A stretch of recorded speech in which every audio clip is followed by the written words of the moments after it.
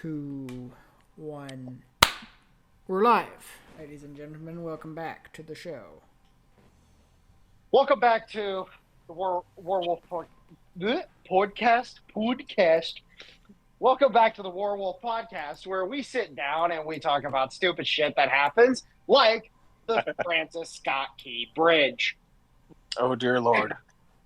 No, when I said earlier, because I wanted to drop this for the podcast specifically because it's just so stupid, it's hilarious. So you guys know a fuse box, right? Yep. Oh, yeah. I'm familiar. Put a fuse box in. It helps regulate the energy flowing through systems in your house. And if something gets surged, the fuse is supposed to blow and trip so it doesn't doesn't destroy your house. You know, that's the whole purpose of a fuse box. Well, boats have a similar thing on them, except the fuses aren't necessarily fuses. It's more just a junction. It's a box of here, everything runs through here. Well, here's the fucking problem. These fuses, or these lines, these connections, are supposed to slot down. It kind of looks like an aux cord to a degree. Just use something that people would commonly understand. Kind of looks like an aux cord. You slot it in a slot, plugs in all the way, everything's good. Well, problem, there's these tags that are on these cables. Oh, no, don't tell me. Well, what happens when one of the tags goes down over the connection and somebody doesn't realize they plug it in, it doesn't actually seat properly into the connector? You're kidding me.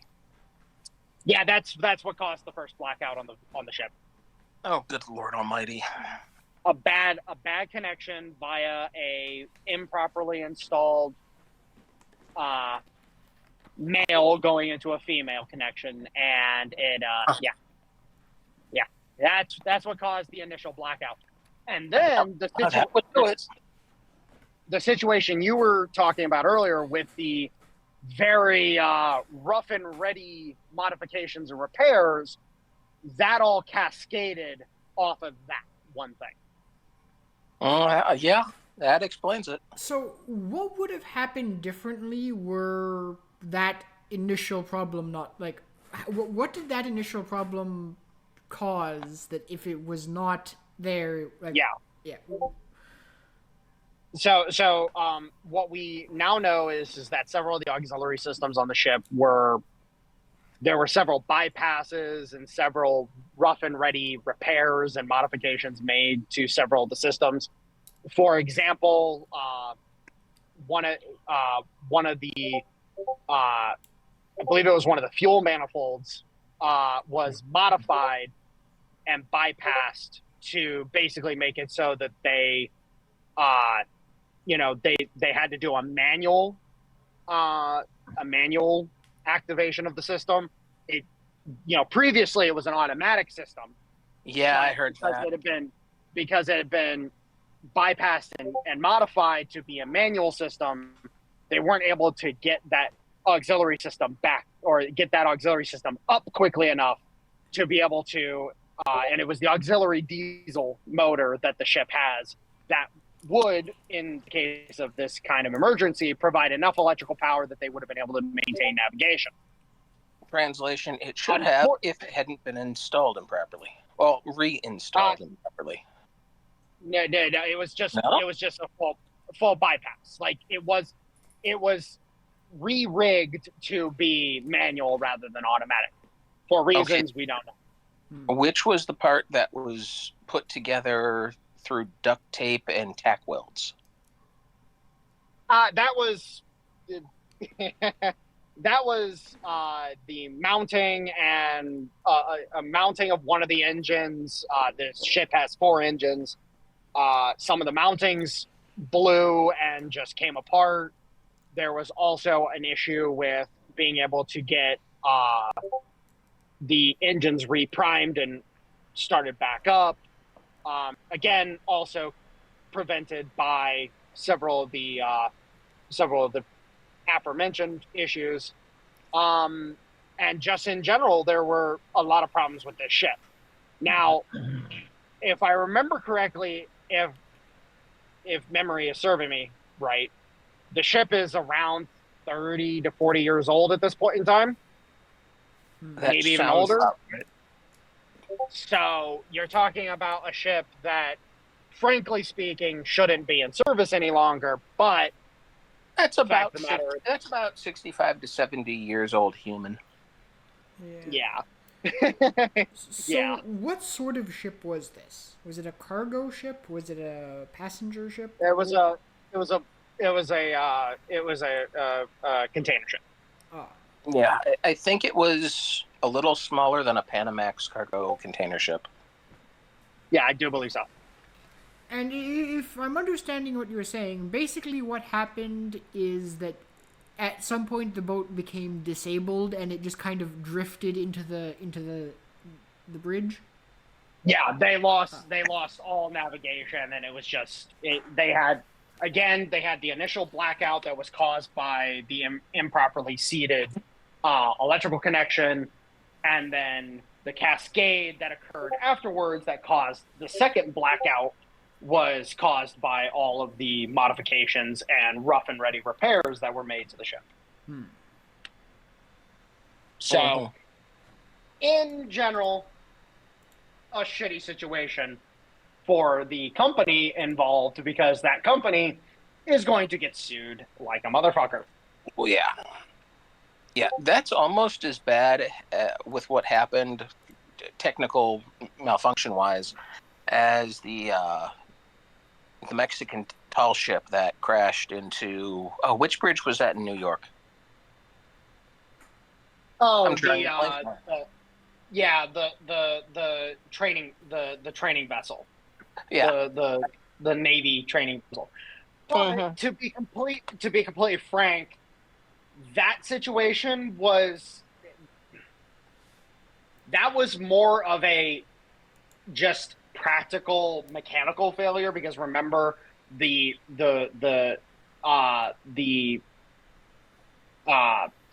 it called on a ship? Basically, Yeah, the transmission. I don't remember what it's called on a ship. But the gearing on the propeller went bad, and it got stuck in reverse. Well, not actual reverse, because it's adjustable prop. It didn't respin. It just changed the angle on it. I'm drawing a blank on the name now. Yeah. So it got stuck in reverse. Simply put, that was an actual full bore mechanical failure where there was nothing really they could do.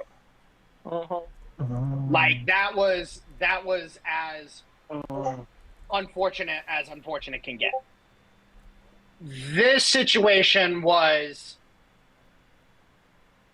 act of God levels of failure that man created, unfortunately. So, yeah, the Francis Scott Key Bridge, a shit show to end all shit shows, to be completely fucking frank. Unfortunately, then Brooklyn Bridge. That was the Brooklyn Bridge. I can't believe I forgot that. Oh, yeah, that's right. It's Brooklyn, not Baltimore. I keep wanting to say Baltimore. 6 and 1, half dozen the other. But the problem that we then have is people are now freaking out because of the cost of the replacement for the Francis Scott Key Bridge, which I would love to say to those individuals, you're freaking retarded. Yeah. So the initial quoted price for the replacement of the bridge was somewhere around $2 billion all total. The new quoted price is now around $5.5 billion. The reason being is actually really simple. And the problem is people don't understand that demoing something is super fucking expensive. Like the cleanup itself, expensive as hell. That's around $1 billion. It's going to be another $2 billion or so, give or take a little, to demo the portions of the bridge that are still standing, because they need to actually remove that stuff, and they also have to bare minimum replace And I'm pretty sure, given the price tag, they're probably just going to replace all of the pylons for the bridge because they are so old. They're going to, unless they're grandfathered in, they're going to have to. Well, yeah, sure, probably. But the point is that those pylons have to be replaced, or the one at least, I should say, because there was actually significant structural damage caused to it by the ramming. The damage was even more significant than they initially realized. Thorough investigation, and I'm talking underwater investigation, like they were going down. They found that there was actually quite a bit more damage than they were actually expecting, and it's like, shit. It's kind of like, oh, hey, you got into a car accident. It wasn't that bad of a car accident. Then you get under the car and you realize, oh, shit.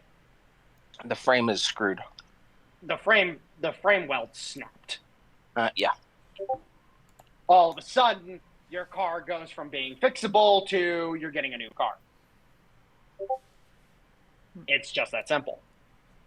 So anybody who's bitching and whining and crying about the cost, of course, the leftoids are, and the rightoids, mind you, they're both doing it. They're both doing it.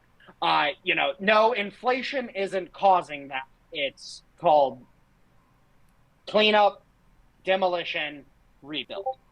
Mm-hmm. That's just the simple facts of it. So it is what it is, unfortunately. Sadly, we still lost 6 people in that incident. I'm glad to hear. I did not hear initially, and I just found out actually because of the testimonies that are going on right now to Congress that there was actually a 7th guy that went in the water that luckily survived. Whoa. Okay. Color me shocked. Yeah. So there was actually a seventh guy that was a part of that road crew that actually survived. Okay. Somebody just found relief.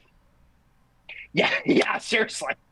So I silver lining to the situation that 7th man did actually survive. So a bit of a shit show across the board. It is what it is.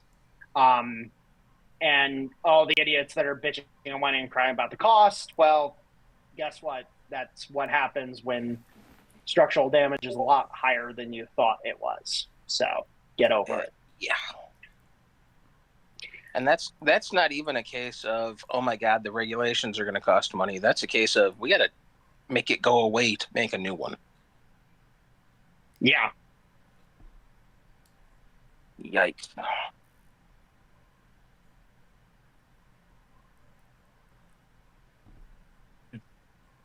Oh well. Indeed. Well, and the unfortunate part is that then this gets into a discussion about the wider economy, because it was what 2, maybe 3 months ago, they just finally got that harbor reopened for business, and people right now are bitching, whining, and crying and pissing and shitting themselves because, the economy is so bad, everything's going to shit, yada, yada, yada. And the problem is that, Dale, Stoner, William, we've been having conversations for the past week or so where basically it comes down to the average voter is either just completely fucking inept or actually knows something. And unfortunately, the people that actually know something, it's like an 80-20 split. And that's one of the biggest fucking problems that we have in this situation, is that the economy isn't actually as bad as people are claiming it is. It's not on fire. It's not roaring ahead and, being amazing. But it's not nearly as bad as some people would try to paint it. And one of the key things I would point out with this is the whole tariff situation, seeing as we're talking about shipping here. Okay, real quick. The port that was on the wrong side of the bridge, the closed side, partially reopened in June of 24 last year, and fully reopened for operations just recently. I'm not finding an exact date on it, but it looks to be 2 to 3 months ago. Yeah. So, all right, continue. No, you're good. But what you end up having is for example, with shipping situation, Argentina, because for some reason, Argentina is, everything and anything that the leftoids can talk about because, supposedly we're bailing out governments now. Which, okay, sure. Come talk to me when Ukraine repays the money they owe us. Yes. And also worth noting with Argentina, it's not a bailout; it's a loan. Right? They're not just paying. Yes, you're not just giving them. It's not a handout, right? The money's going to get paid back with interest. And no, and that's my point.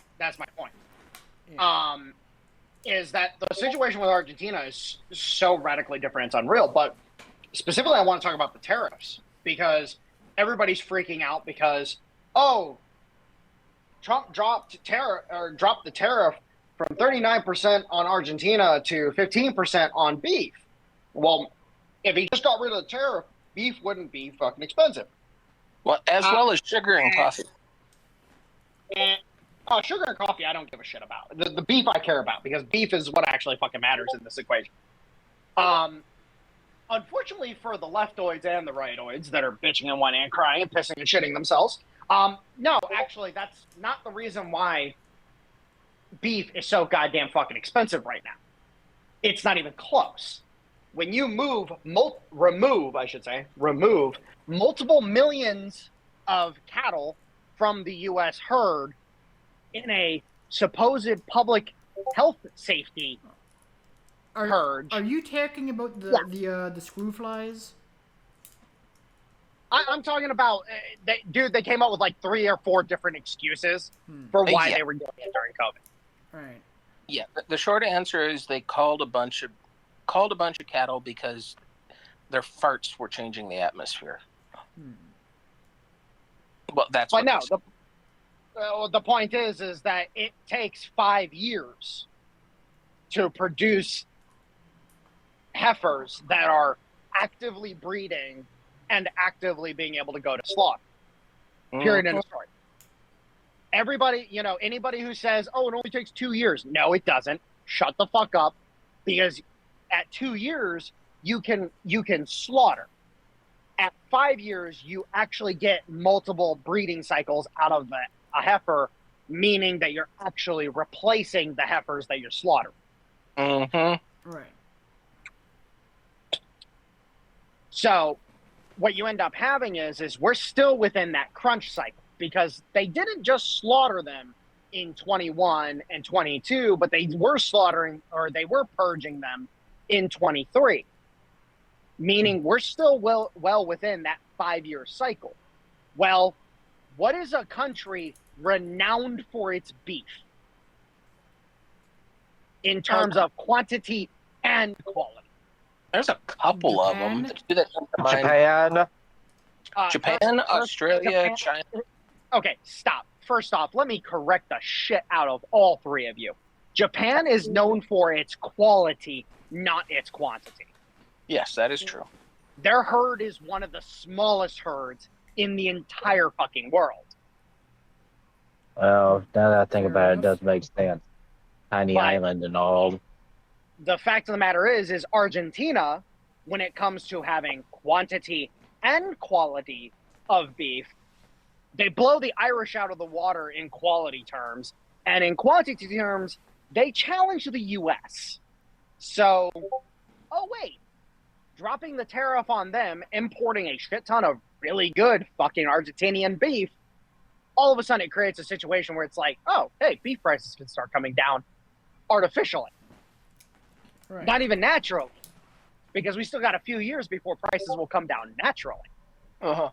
Well, I said Australia, not the Irish. But yeah, I'm agreeing with you. Honestly speaking, the difference between an Australian cow and a fucking New Zealand, like, I will put the New Zealanders before I'll put the Australians. because like the Australian herd is of the same quality as the Irish herd. Like, it's bad. There's a reason why corned beef is a thing, by the way. If anybody doesn't know that, it's a way to make bad beef actually good. Sorry, I go for chipped beef over corned beef. I like both. I don't Corned give a beef shit. is Beef is real beef. good in a Reuben. I don't care. Beef is beef. I'm gonna eat it. You like corned beef hash? I'm gonna eat the beef in the way it's intended to be fucking prepared, because quality does fucking matter. Now, getting back to the core conversation. So unfortunately, we have leftoids and rightoids freaking out over this shit. And it's like, go get bit, you fucking salty motherfuckers, because guess what? You don't get a say in this. Like, and this is the amazing thing about the current administration is the motherfuckers who shouldn't have a say don't have a fucking say, which is why the Democrats got fucking boofed on the shutdown. They got absolutely fucking, like, honestly speaking, I'm looking at all the fucking shit that they've been trying to do in terms of the economy with the tariffs and the fucking agricultural shit that we're now cutting back on. It's like, yeah, good luck in 28, you dumbasses. You might squeak by something in the Senate in 26, but I doubt you're going to take that at this point in time. So, good luck, have fun, get bent. You sure? Because as long as they get messaging right. It was always my understanding that the House is far more vulnerable in midterms than the Senate is. Yeah, House, everything on the Hill except for the presidency. Well, midterms, so presidency doesn't count. But 8 times out of 10, it switches parties from which president you've got. Right, but midterms. That's usually the House, right? The Senate is generally the more stable one for midterms, isn't it? A little bit, but not that much. Yes, but the Senate is the one that they're particularly worried about right now, because they're basically they want to be able to impeach Trump. Right. That's their only goal, is they want to be able to impeach and convict Trump. That's all they fucking care about. So they have to get the Senate, period, in the story, and they might be able to get enough traitors in the House to impeach.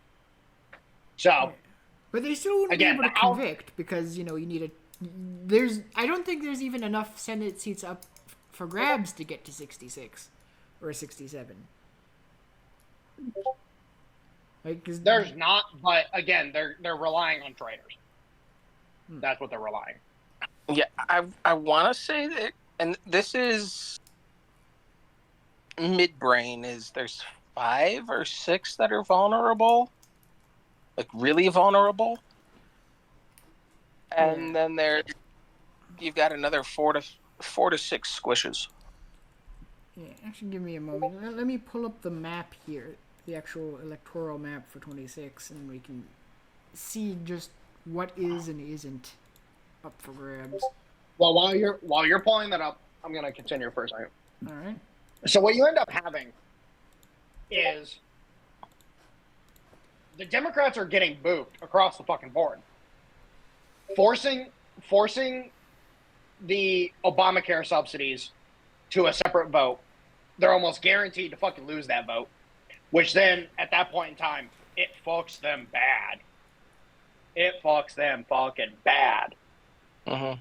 And then the reforms to SNAP that are currently ongoing, where now it's like, the COVID era SNAP. Yes. Which is just sad. Which then gives us the potential of being able to not just get one of those reformed, but also get rid of one of them entirely. Yeah, I'm sorry. When you boost SNAP because of COVID, and then COVID goes away, 95%, and you want to keep those boosts, there's a problem. Yep. The exact Again, same money on. the exact same situation with the fucking Obamacare subsidies, the post-COVID Obamacare subsidies that they shut down the government over. Uh-huh.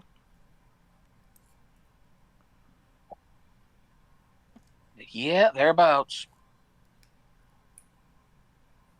But yes, the point is that we're boofing them across the fucking board. And all we have to do is maintain this momentum.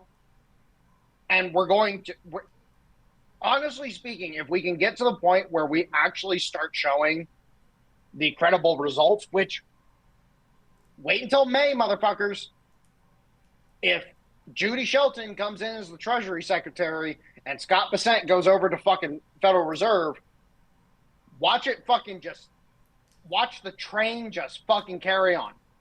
That shit's going to run like a motherfucker. And here's the reason why I say that. What did the Chinese and the Russians just do? I don't know. I don't know. What did the chicks and Ivan just do? I wouldn't go as far as Ivan the Terrible. So with the Chinese just issued U.S. dollar derivative bonds.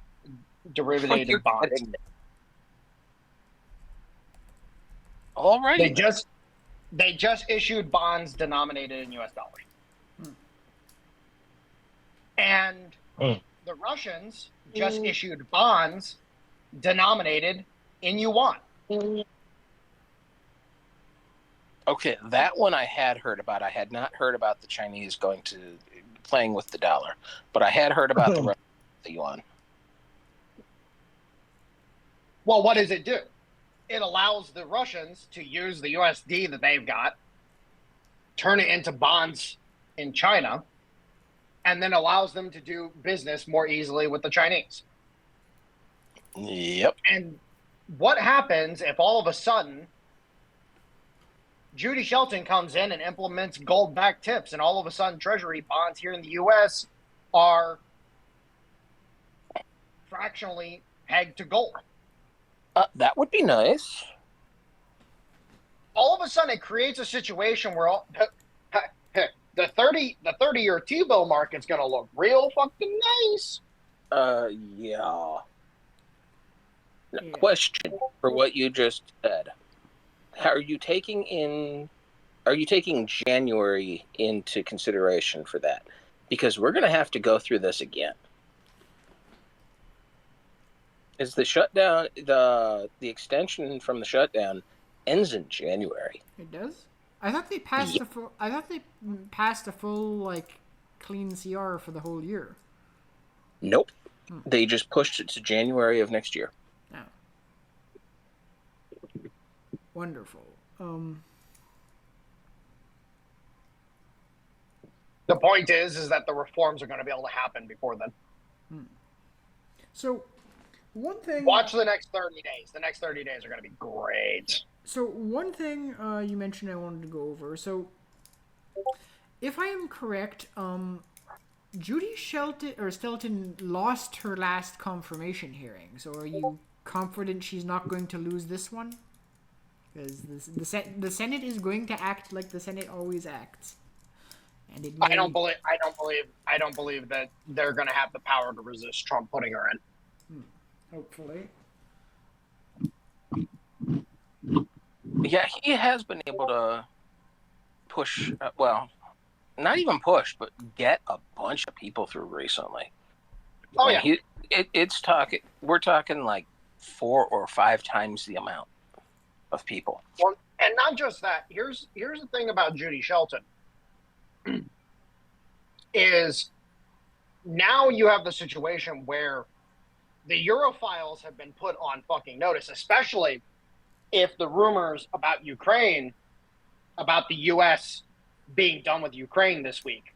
Like, if Friday comes, and I hope this is what happens. If Friday comes and all of a sudden the U.S. says, Ukraine, here's the deal. Either take it or leave it. More than likely, Europeans are going to be like, no, Ukraine, you don't get to end this. And then all of a sudden, there's a fucking uprising in Ukraine. Because, are you guys aware of the desertion numbers? Yes. The actual number.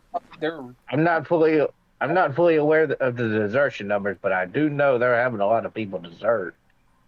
They're having a lot of people run away from the country. Aren't there like hundreds of thousands of active like cases now going for desertion, like open cases of desertion? The last I heard. Okay. Let me put it to you this way: the estimated number of desertions for next year, over 600,000. Holy crap! That's a significant portion. No, that's not a significant portion of their country, not even the military, but the country. That's not a significant portion. Isn't that like the equivalent of a whole battalion going missing? That's the equivalent of like 30 army groups going missing. Yeah. But no, here's the point. That's the equivalent of their entire military just giving the fuck up. Well, gee whiz, do you blame them? No, not at all. But here's the key thing. Is now it's creating the situation, like, Europe's on the clock. So, I'm going to say this right now. If all of a sudden Europe dives headfirst into Ukraine and starts trying to put troops on the ground, it is going to be so funny. Watching frogs and crumpet munchers and fucking wiener munchers and all these little shitheads just start getting fucking blown up. It's going to be so cathartic. How the hell are they even going to do that? Do they not have insufficient troop numbers to be able to make that kind of a mobilization? Yeah. What do you think? What do you think the second class citizens that they all have imported are for? Yeah, well, there's a slight problem with that because just about every single one of the video clips that I've seen of those motherfuckers have said that they will not fight in a war for the country that they're living in. Yeah. Yeah.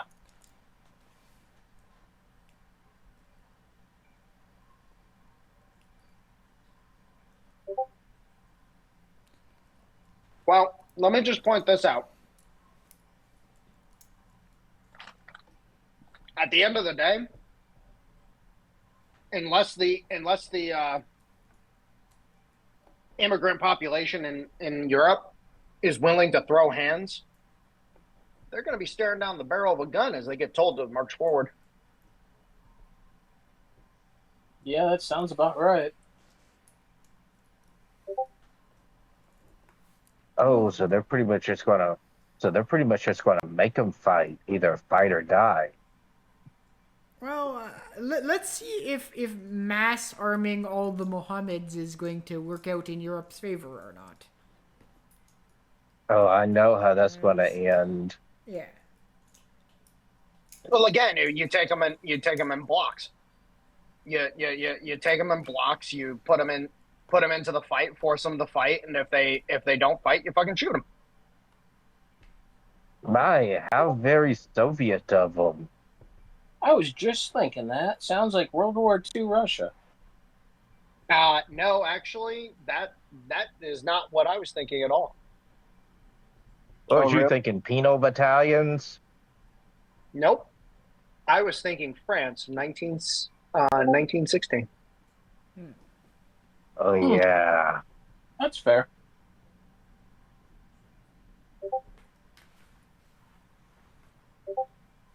Verdun, Flanders, Somme, etc., etc. Yeah, because at that time, whenever they were going out over the top in the trenches, it was either one, go out and face the German bullets, or two, stay behind and face the bullets of your officer. Yep, and the French were really, really, really fucking good at that, too. I would say they were almost as good as the Russians, where here's 3 guys and 1 rifle. Go forward, or we're going to machine gun you. Well, here's the problem: is that, and I gotta give this one to the Soviets. it only happened a couple times, and generally speaking, those NKVD officers also ended up with bullets in their heads anyways. So That's true.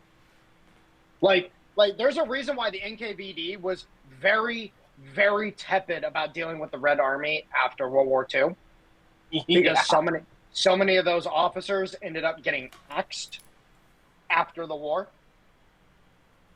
Getting axed. Yeah, that's actually kind of accurate. Oh, Oh, yeah, you no. mean to tell me that the average Soviet soldier wasn't afraid to stand up to their NKVD overseer? Oh, yeah, absolutely, dude. The number of NKVD that caught bullets from friendly fire were absolutely insane. Like the ones that really wanted to push the limits from the Politburo caught bullets a lot of times.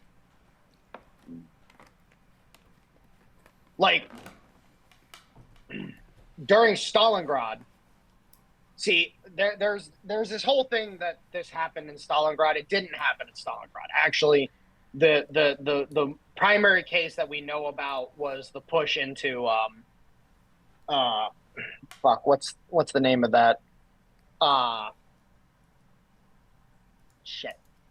It's in southern Russia, but I don't remember what the fucking it starts with an S.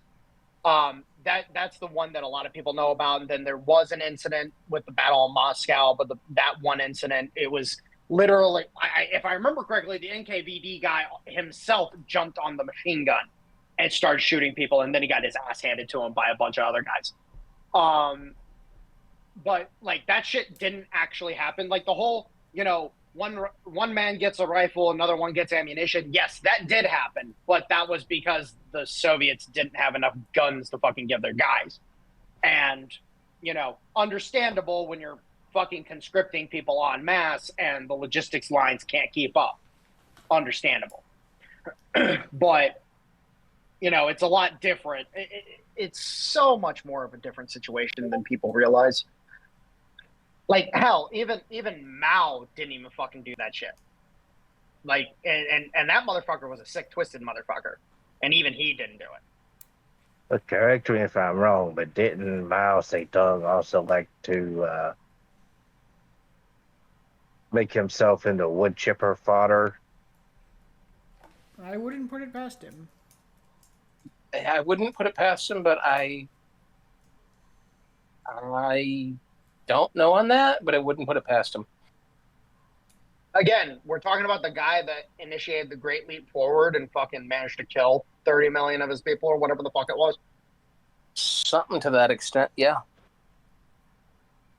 And to be completely frank, to all the tankies and all the shitbags that want to be like, oh my god, you're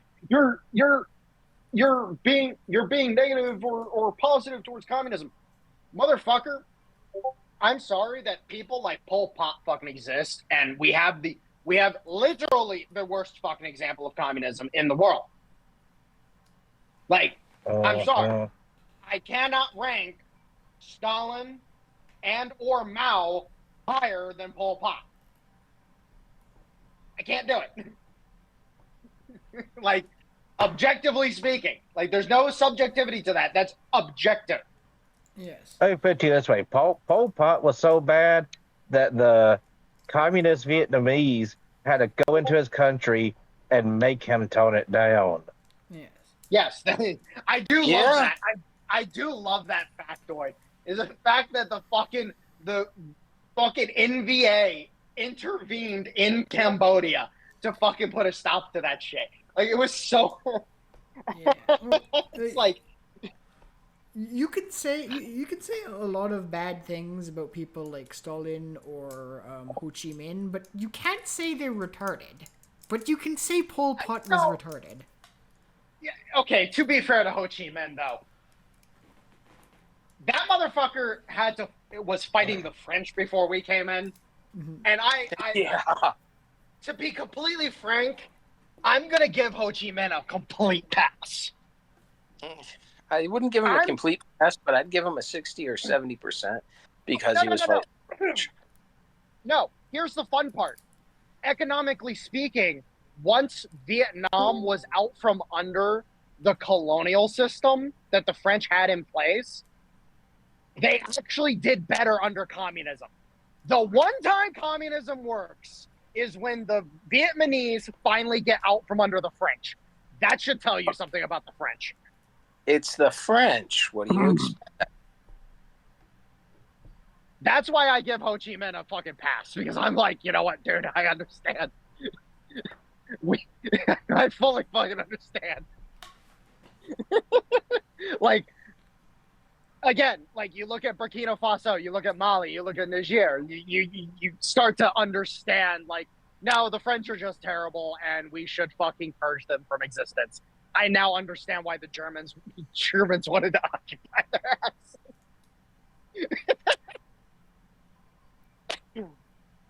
And no, Charles de Gaulle was not a hero. Anybody who tries to claim that he's a hero, frankly speaking, go take a very, very long walk off a very, very short pier.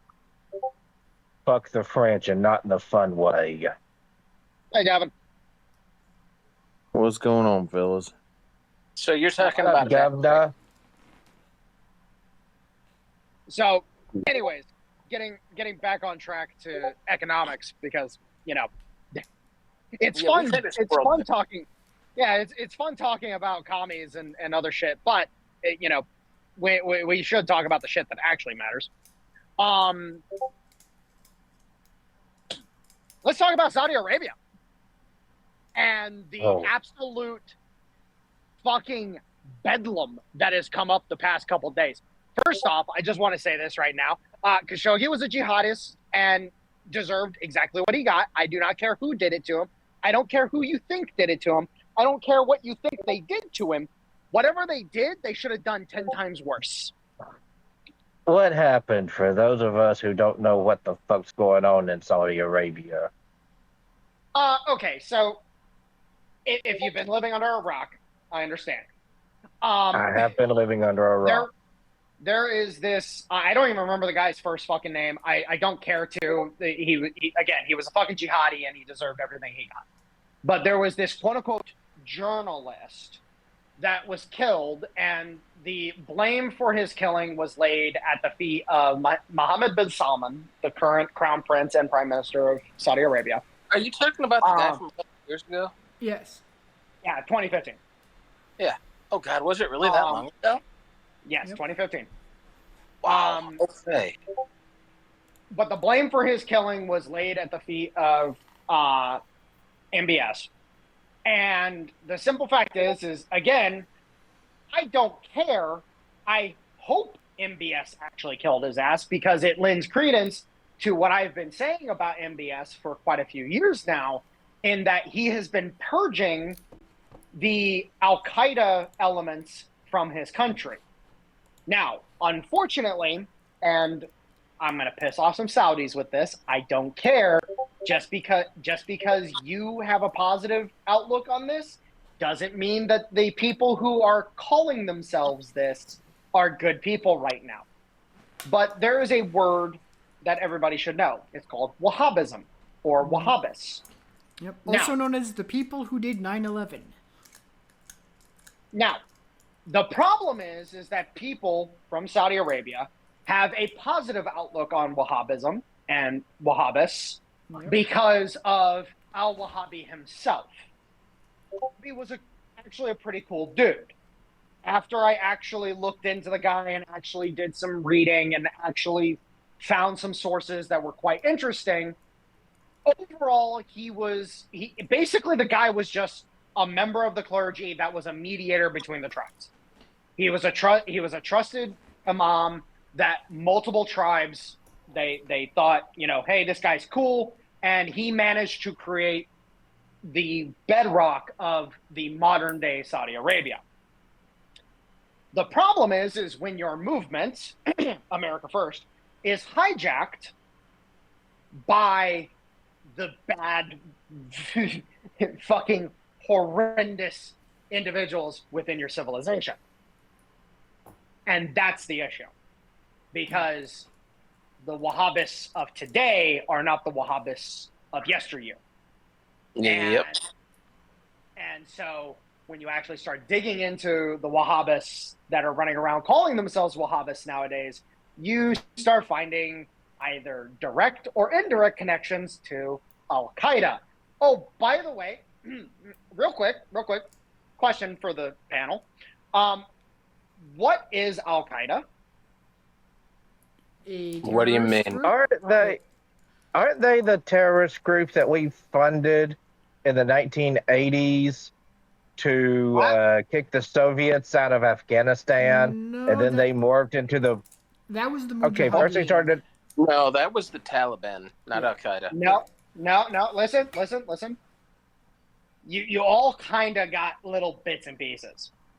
So Al Qaeda is what you get with the Mujahideen, but Al Qaeda are the fucking assholes of the Mujahideen. And then the Taliban actually came up as a group to fight Al Qaeda. And then Al Qaeda infiltrated the Taliban. And then that's why we were able to use the excuse that the Taliban were shielding Osama bin Laden because Al Qaeda had infiltrated the Taliban, and the Taliban were trying to purge them from their ranks, which is why Al Qaeda and the Taliban to this day are still fighting, by the way. Yeah, okay, that's fair. So literally, it's literally the same shit. Infiltrate, and then deceive, and then proceed to be assholes. It's literally the same playbook every time. But that's what you get. That's what you got with the Wahhabis. The Wahhabis were infiltrated by Al Qaeda, and those who the scholars that consider themselves Wahhabis were, unfortunately, the blame for Al Qaeda's actions were laid at their feet. And these guys were kind of just like, I don't have anything to do with those assholes. But unfortunately, it's the case. And then, of course, then you have Al Qaeda, who is actively recruiting and training inside Saudi Arabia. And then all of a sudden, one of the royal guard tries to kill MBS back when he was younger. And luckily, MBS survives. And then MBS goes on to start purging all these fucking assholes from his country. Khashoggi being one of those assholes. Mm-hmm. So no, I will not, in fact, have any sympathy or pity for his family. His family can go eat a bag of dicks. Now, getting back onto the economy stuff. Holy shit balls, MBS. I knew your dick was big, but you didn't have to flop it on the table and fucking collapse the table. Motherfucker goes from being like, or Trump goes like, oh, Saudi Arabia's going to invest $300 billion. Actually, Mr. President, why don't we increase it to $1 trillion? Oh, gotcha. Jesus. Yeah. Like, goddamn, dude. Like, fuck. Put it away. No, Melania, you can't. No. Back. Sit down. No. fucking if Pearl had been in the room, she would have been salivating. She likes that dark dick. She likes the dark meat. Yep. No comment. But yeah, so a commitment of $1 trillion into the U.S., which I'm sitting here laughing at that number because I'm like, if they make that commitment and the Saudis start coming into the U.S. hardcore, all these people who are celebrating and being like all this, they're probably gonna be bitching 20 years from now, being like, oh my god, all these Saudis owning things in the U.S. I don't care. Go fuck yourself. So, yeah, very interesting. Again, I was not prepared for when MBS was like, yeah, here's Here's my long schlong. Please enjoy it. Yeah. But yeah, otherwise,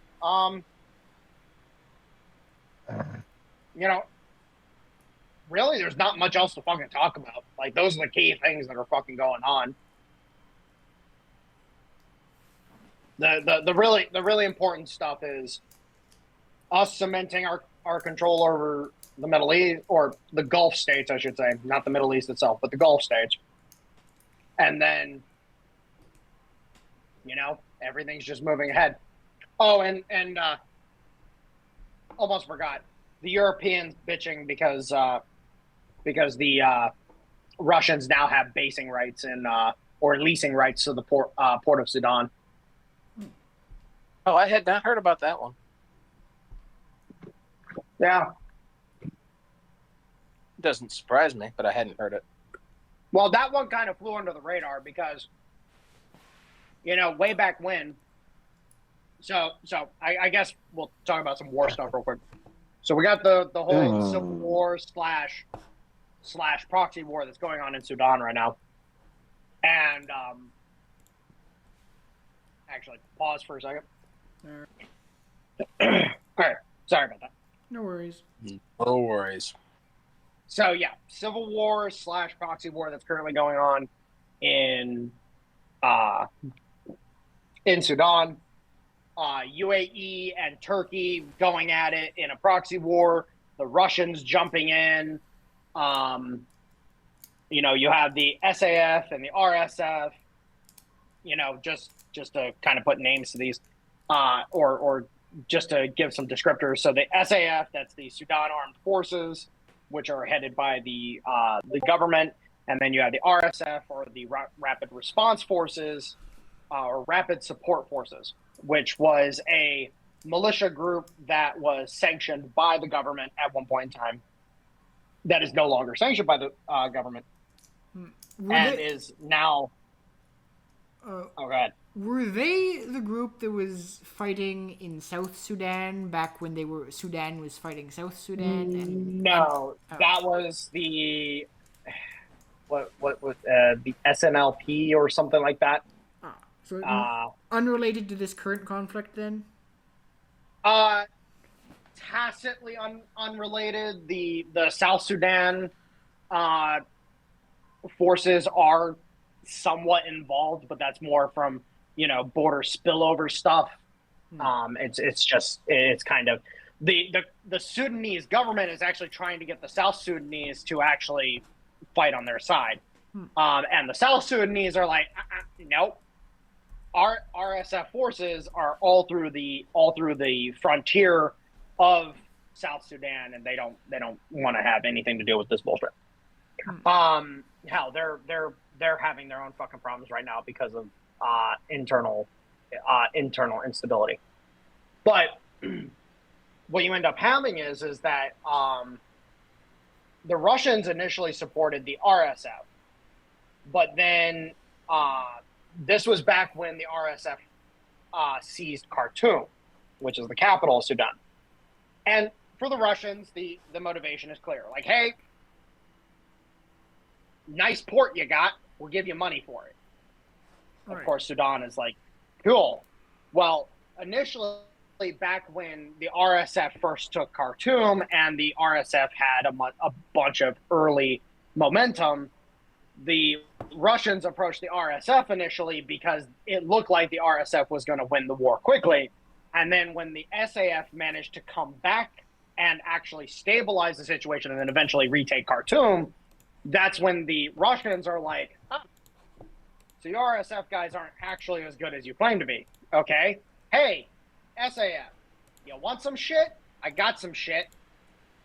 Let's do business. And then the SAF has already signed a deal with the Russians for rights to the port of Sudan, or Port Sudan is the actual name of the city. So you have a situation where, the Russians, they've fully backed the SAF because at this point in time, the SAF, they're the ones, overall winning. Now there is a problem.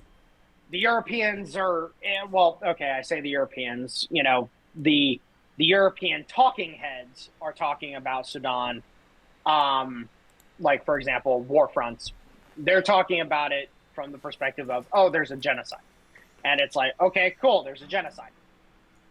Fucking tell me something I don't fucking know about Africa. Yeah. Thank you. It's Africa. What do you expect? Yeah, seriously. Uh-huh. Like, and I bet you dollars to fucking donuts, you actually get into you get into it a little bit, and I wouldn't be surprised to find some British fingerprints somewhere. But the point is that the so then you have the UAE and the Turks. The UAE, if I remember correctly, backs the RSF. The Turks are backing the SAF. The UAE, their motivations are, be able to build their influence with different governments along the Gulf area as much as possible. Because the UAE, their whole thing is, hey, we're a small country. We have a bunch of influence that we can exert, but it's all financial. If we had a couple big countries, which Sudan, for those who don't know, it's the fourth largest country in Africa, and it's in a very strategically important location, it could be useful to have on your side. So the UAE, they're supporting the RSF.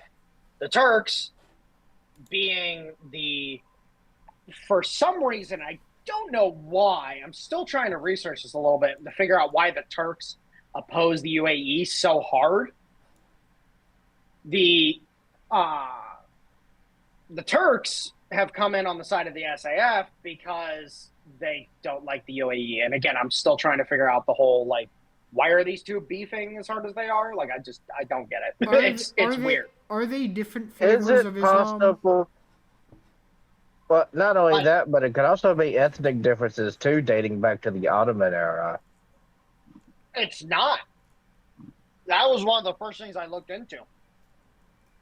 On the surface, it appears that actually dates back to when the Ottomans and the Portuguese were fighting over this territory. Because remember, the Portuguese and Ottomans were there was a whole war between the two. And they were fighting over the Red Sea and everything. And so I'm just like, it seems to be tangentially related to that. Erdogan wanting to, reestablish his firm dominance over the region. Maybe. I don't know. Again, there's so many different things to it. So, yeah, the Russians gaining another port, which, by the way, they still have control of the port of Tartus. I don't know why people think that the Russians don't have that port anymore. It's weird. I just want to go on the record and say, fuck the Ottomans and fuck the Turks. Yes. Well, yes. I don't think anyone likes the Turks except the Turks. Let me put it this way. Whenever someone says the word Turk, the two things that come to my mind are Cynic Uyghur and his nepotic, or his nepotistic, or however the fuck you want to say it, nephew. Yeah. And, I mean, really, the Ottoman Empire. Imagine naming your entire empire after a piece of furniture.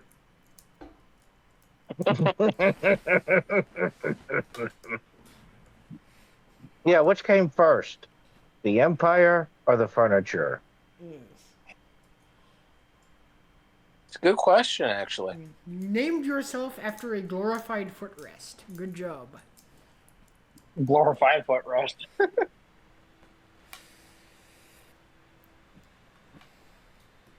But yeah,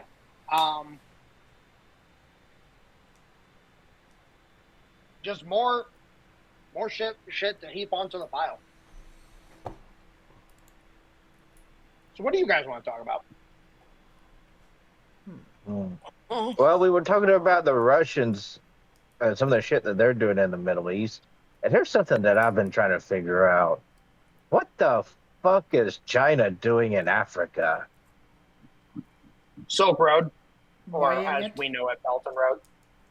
Yeah. No, they're not even actual. See, here's the fun part. See, if you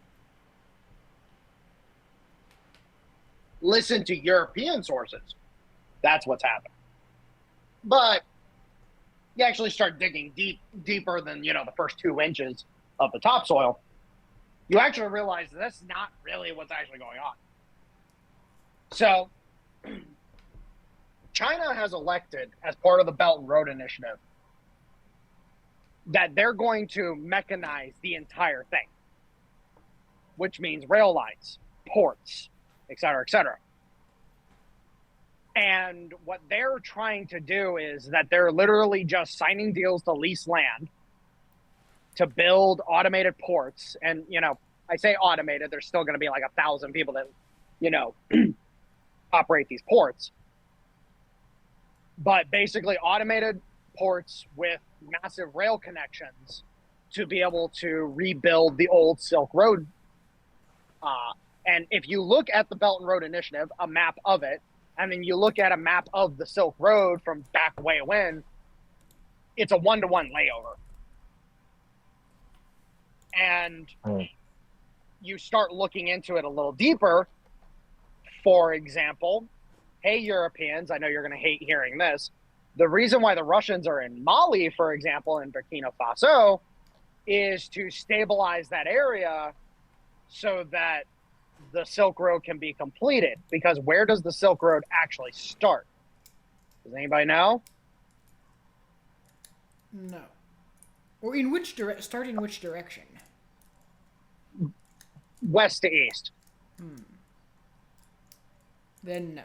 I know it starts somewhere in Europe. Did it No. start somewhere in Africa, like Egypt or something? Huh? Or the... No. No. Go further. Go further. Timbuktu. Really? Oh. Yep.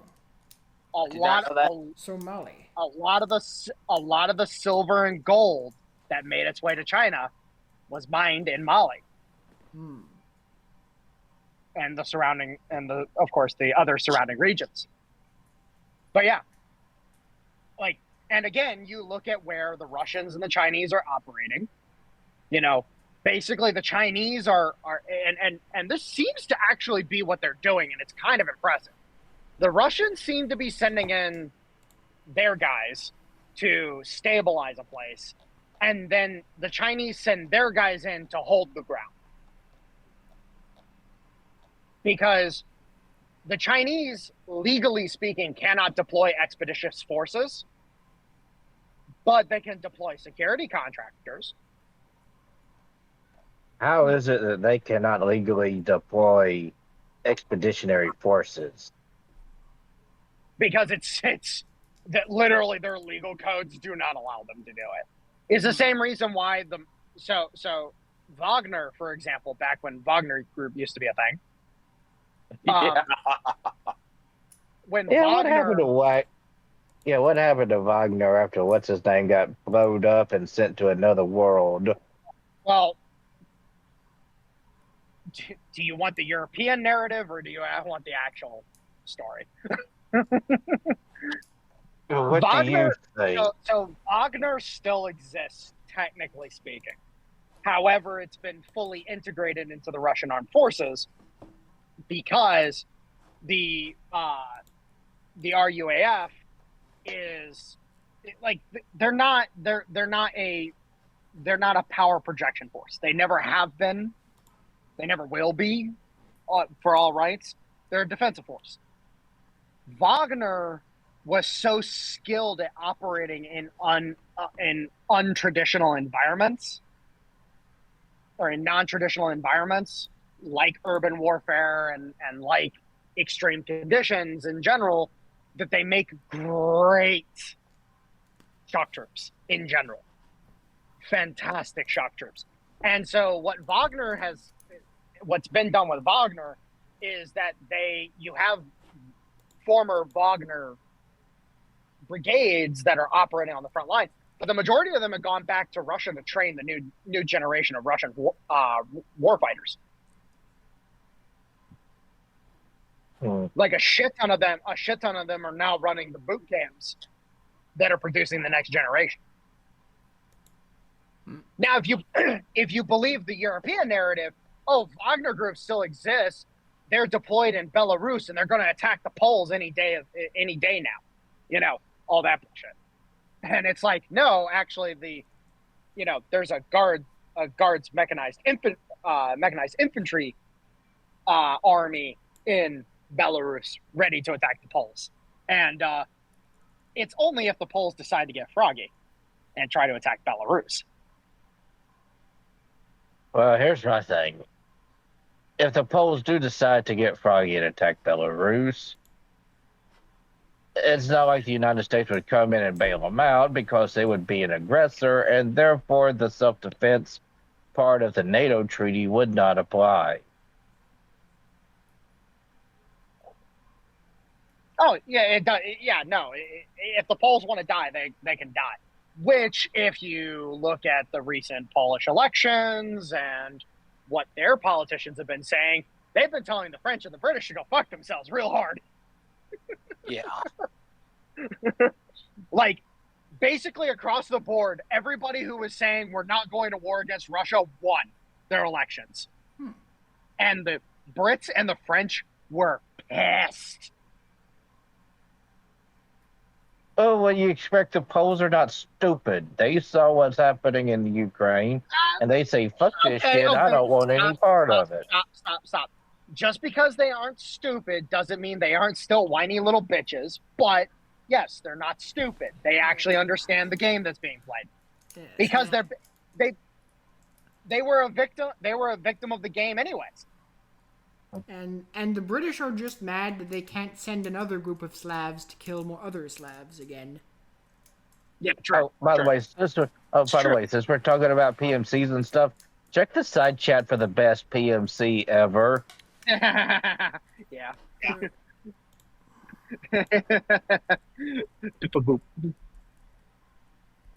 Kampfgruppe Pepper.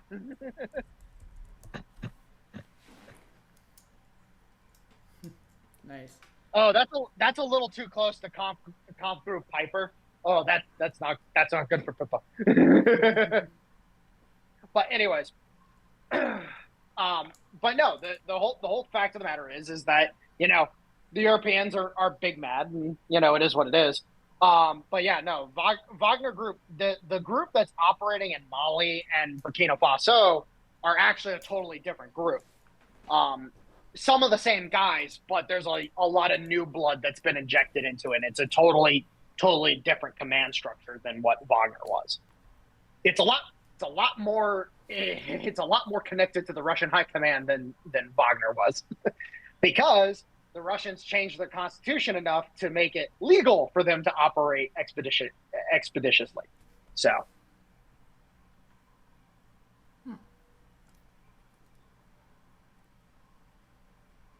But yeah, that's what's going on with Wagner, is that they're training the next generation of Russian warfighters, which I'm all for it. Like, fuck it, if the Yukis want to be the good little servants of the Europeans, then go right the fuck ahead. I do not care.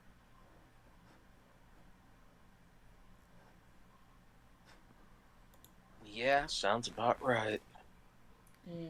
So on that, why do you think that Belarus never joined the war and tried to grab some more of Ukraine for themselves? Because the difference between a Belarusian and a fucking Ukrainian are so great, it's unfucking real. Like, if you think Ukrainians hate Russians, you've never heard a Belarusian and a Ukrainian fight. They despise one another. They do. Why? Because the Belarusians, you have to understand the old duchies. Like you really have to go back and to understand like the dichotomy that exists with the former Russian Empire. So you had Muscovy, which the three big players of Muscovy were Muscovy itself, Moscow, Novgorod, Tver, and Ryazan. those were the three major players in Muscovy itself. And then you had the Belarusian territories, which back in this time period were controlled by the Polish-Lithuanian Commonwealth. And the Belarusians had always considered themselves closer to the Muscovites than they did the Lithuanians. And so there was always that friction point. So when Muscovy eventually takes that territory, the Belarusians welcome the Muscovites with open arms. Like it's basically like fucking, it's kind of like, that cousin you haven't seen in 5 years and you finally get to meet up with them at Christmas. It's kind of like that. Mm-hmm. So great times. And so Smolensk becomes its own like thing within the empire. The Duchy of Smolensk becomes its own governing body within the empire as a whole. And so they kind of they've always had, and you got to understand that it's an empire, each of its constituent parts has its different governing bodies. And so eventually what you end up having is that, Smolensk being the, not only just the frontier, but also an economic powerhouse trade-wise of the empire, because trade is flowing from Poland out to Smolensk because that was one of the more developed routes at the time. It would flow into basically the two routes where you would come in by sea and go into Pskov and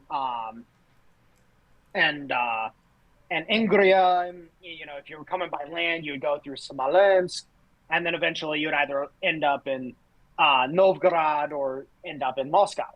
Those were the overall trade routes. So Smolensk was always a big part of the empire through and through. Now, Ukraine, what we know as Ukraine today, you have to remember that was broken up into like 7 constituent parts. You had the Tatars, you had the Zaporizhians, you had the you had the Mongols, you had the fucking Peshmergas, you had the Poles, you had the Lithuanians, you had so many constituent parts. So overall, like again, the Lithuanian and Polish portions of Ukraine, they always beefed with the Belarusians because they were right next door to each other. And, the Belarusians, they don't like the Poles or the Lithuanians. They just don't like them. They never have. They probably never will. So there's always going to be that friction point.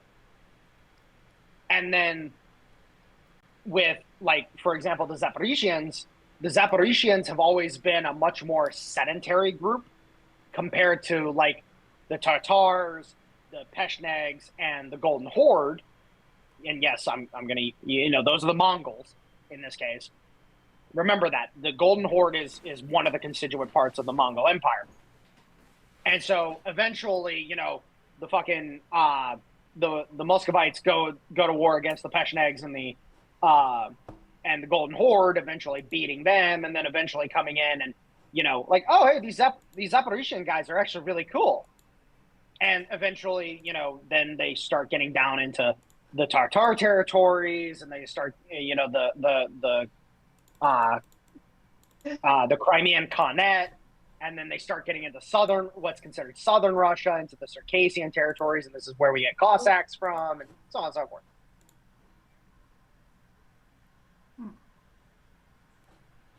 Oh, next thing to discuss. What the fuck's happening in Mexico? Mexico. So, are you guys aware of all the quote-unquote Gen Z protests that are ongoing in the world? Yes. What they're all doing, no, but that they're happening, yes. Okay, so the majority of these protests are government corruption related. The majority of them. Now, what they're calling for, like, for example, in Indonesia, they basically were calling for soft socialism, which then I started looking into some of their demands, and I was like, this sounds very British. Go figure. Especially because Indonesia is such a big player in the region. It's kind of I don't trust it. Then you have the situation in Madagascar, which the uprising failed, leading to, maintaining of the status quo. Same thing happened. Was it Nigeria? I want to say it was Nigeria, but it might have been somewhere else. Uprising and then failure. Then you have Sri Lanka was considered part of the Gen Z uprisings. And then what was that other one that just happened before Mexico? Yeah, not off the top of my head. There was another one that just happened, and I'm blanking on where it was. But anyways, these popular uprisings are occurring, and most of them, again, the complaints by the people are reasonable. The problem is I do believe that there are those at the top of those movements that are injecting their own agendas. Oh yeah. But then when it comes to Mexico's kind of a wild, because Sheinbaum is Europe's girl. Like, she is through and through backing the Europeans as hard as possible. However, then all of a sudden this uprising happens, and it's directly linked to narco activity. And we're currently busting up narcos in Venezuela. And all of a sudden, after we start bombing the shit out of narcos, the Mexican people are like, if the U.S. can do it, we can do it too. So honestly speaking, this uprising might actually be pretty genuine. Another thing is that Sheinbaum made massive concessions to the uprising, and the uprising is still ongoing because they are like, no, like, until you produce results and until we stop having our elected officials killed every fucking week, we're not fucking letting you off the hook. And it's like, all right, I fucks with this. And this all started because two politicians got killed back to back over 2 weeks. Like, that's what actually started this. Was two mayors got killed in Mexico, and the people were just like, this is fucking insane. Yeah, that part I'm familiar with. We've dealt with this before. We're not going to deal with this again. Well, and here's the thing is that after the situation that just happened in Brazil, where something like 100 or something, shit, I forget what the name that the Portuguese use for narcos is. But I don't remember at all. After 100 narcos got fucking shot in Portugal or in Brazil, the rest of the world is condemning it. Like, oh, you should have been able to arrest these people. You should have done this. You should have done that. Yada yada.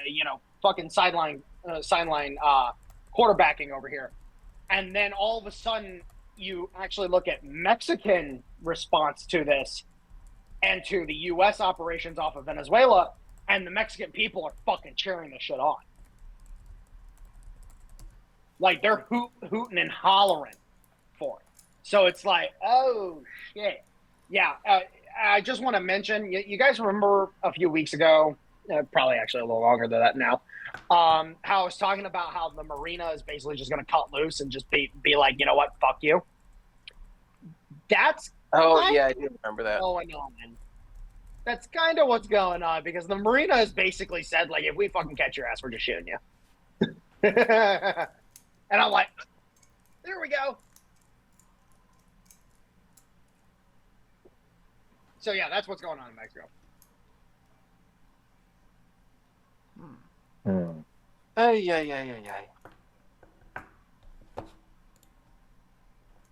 How do you think that will affect us?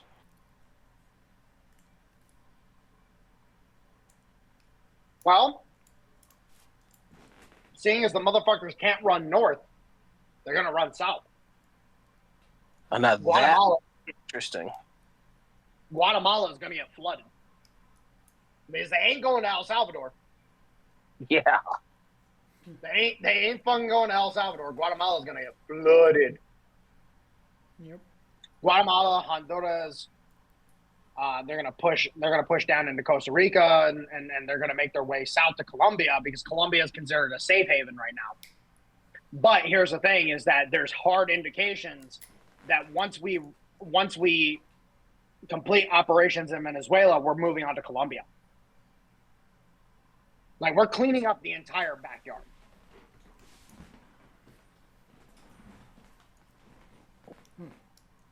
Yeah. Which, by the way, I just want to say this to all the idiots out there who are like, we're attacking Venezuela for their oil. First off, as I've stated previously, we do not want their sludge. Their sludge can eat dick. And if I get told by one more motherfucker that somehow Venezuelan oil is better than Saudi oil, I'm going to flip fucking tables. Because holy shit. Like, I literally produced the fucking data to the guy, and he wanted to still try to argue. And I'm like, nigger. Anyways. They should have bleeped that. But what you end up having is that Maduro already offered all the gold and all the oil to the U.S. And Trump told him to go fuck himself. This ain't about the oil, motherfucker. This ain't about the oil. This is about getting a European-backed government out of our fucking backyard. Yeah, that would be nice. Mm-hmm. Which I swear to God, if I get called a conspiracy theorist one more fucking time for daring to question Europe, I'm going to throw hands. And I do not care that it's a woman that's questioning or that's accusing me of that. Do not give a fuck. Well, let me ask you this. What's the difference between a conspiracy theory and the truth? About a few years. Yeah, nowadays, yeah. Close. About 6 months.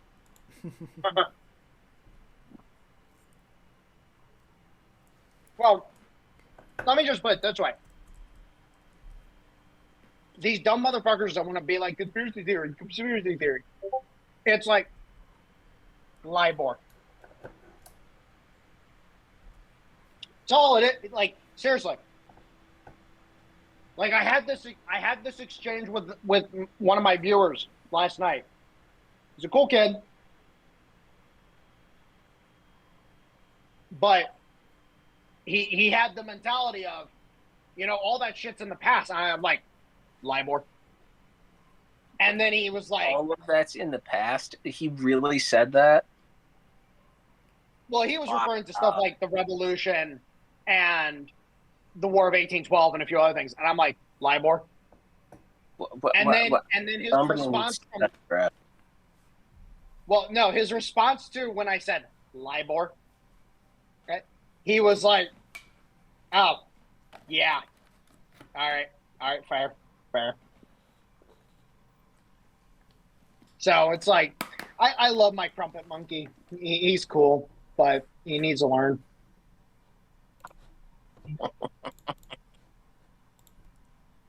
I will teach him. I will domesticate him eventually. You'll domesticate. I did also realize something last night because I was sitting talking to him, And I realized, I'm like, oh man, I'm already importing one crumpet monkey. Do I really want to import another one? Yeah, fuck it. You guys are they're at least, only half crumpet monkey. At least the one fucking refers to himself as an Englishman. It's like, thank God. Yeah. Whenever somebody calls himself British, I immediately want to fucking throw hands. Yeah, that's long ago.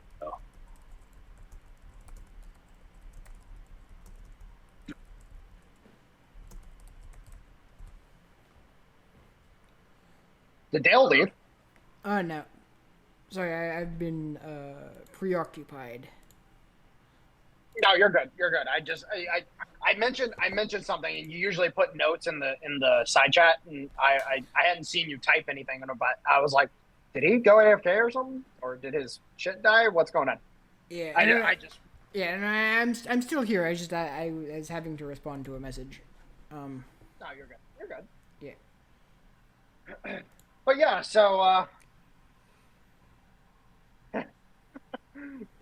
I still love that though. Crumpet monkey. Jesus Christ. I said that. Oh, folks. That's all, folks. I said that in a space earlier, and everybody was like, "Wait, what?" Hell, you should have seen my my very distinct rant that I went on with my girlfriend the other day. That was pretty funny. I'm like, I'm just gonna start using all the slurs. It doesn't matter if the slur matches the person. I'm just gonna start using slurs against these people. Just all of them.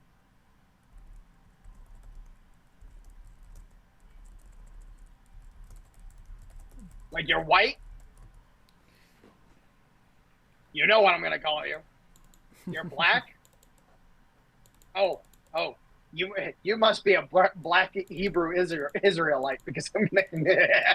Oh.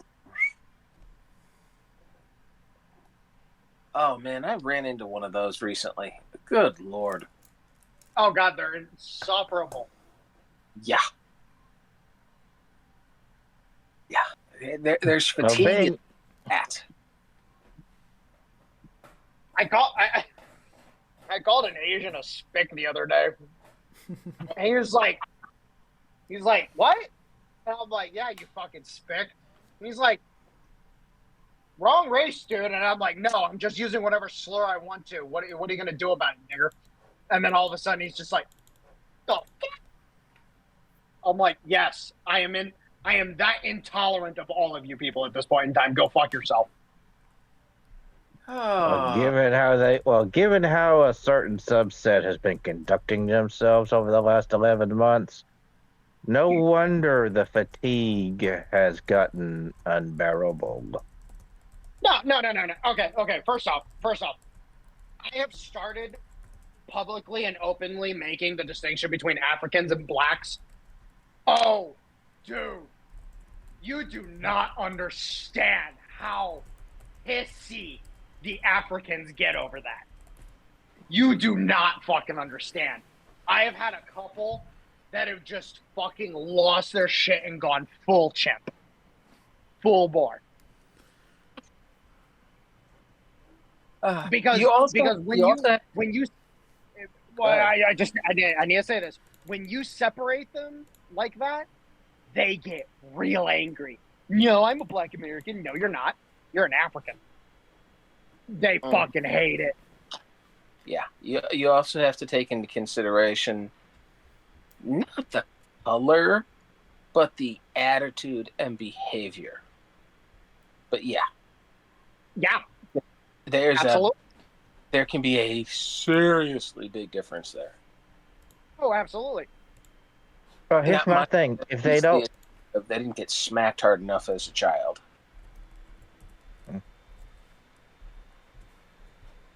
Oh, also another thing too. Earlier today, I saw give me a second. I need Spit Tune. I saw a Huh? YouTube clip. I saw a YouTube clip earlier today of this black woman chimping out because one of her sons got killed in an attempted robbery, and Well, the guy that they were trying to rob was an old military veteran, and by old I mean he was elderly.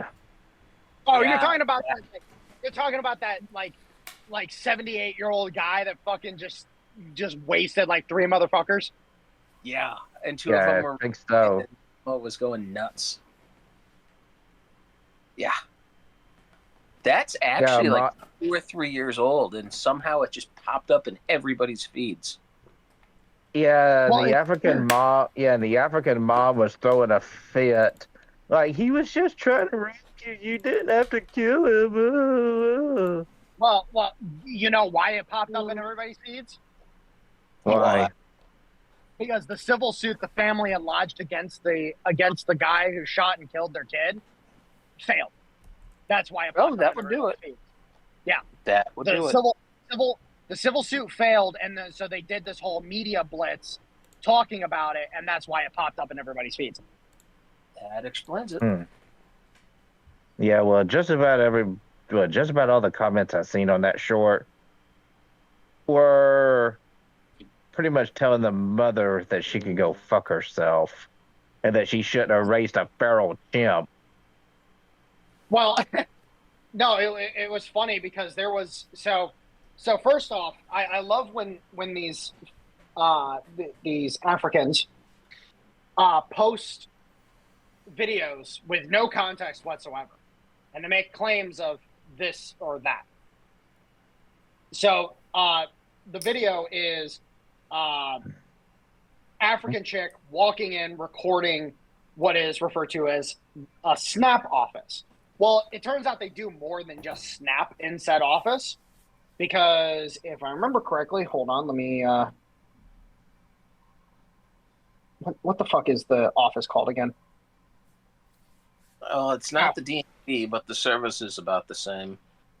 Yeah, no, Human services. No. Hold on. I need to go to my profile and pull it up. I think what you're looking for is called the Department of Human Services. Is that what?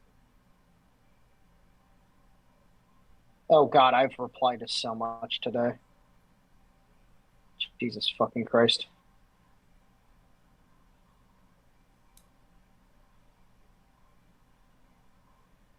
And I, for one, do not regret my choice to leave X. Oh no, I've been having fun. Don't worry, I've been having. All right, it's too far down for me to fucking find easily. So is what it is. But yeah, whatever the office is called, I looked up the office because she was kind enough to get that fully in the screen. It's in Arizona. The organization in question is in Arizona. So I looked up the demographic breakdown of Arizona, and well, what do you know? The Africans are bitching because the office in question is filled with white people, yet the white population outnumbers the black population nearly 11-1. Really? Correction, African population, because until proven to be a black American, you are an African. But yes, outnumbers it by about 11-1. And it's like, weird. And no, mind you, about 5 or 6 of the people sitting in the waiting area of this office were clearly Latino. So I'm sitting there and I'm just like, So you're bitching because you have a small population in this state? Is that what we're going with here? Really? But hey, typical. They, from Africans, the group that least understands per capita. Very true. Or what is it? 13.5% of the population, yet over 50% of the crime. More than that. Yep. And it's not even more than that because it's not really like, there's not really a lot of like violence among black women. It's going to be half that. It's like 6% of the population that does like 40% of the crime. Well, and that's the thing. At the end of the fucking day, I don't even fucking sit there and badger them because I recognize, oh hey, break down the numbers. The majority of that crime is gang related. Okay, well, the gangs make up a disproportionately small part of the population. Okay, cool. Mm-hmm. Like that's the thing is I give them the benefit of actually breaking the numbers down. However, then these dumbasses decide to try to be all fancy spancy fucking smart, and then I'm like, oh no, I'm gonna tear you a new one because fuck you. What can I say? I think we can all say that we're sick and tired of the diversity hire bullshit. Let's start hiring for competence. Let's go back to hiring for competence instead of trying to fill quotas. That would be nice. Well, Target just got rid of their DEI office, so you know. We're winning, boys. Let's just say that. Yep. Really? Yes. Well, let me ask you this. Let me ask you this. Let me ask you this.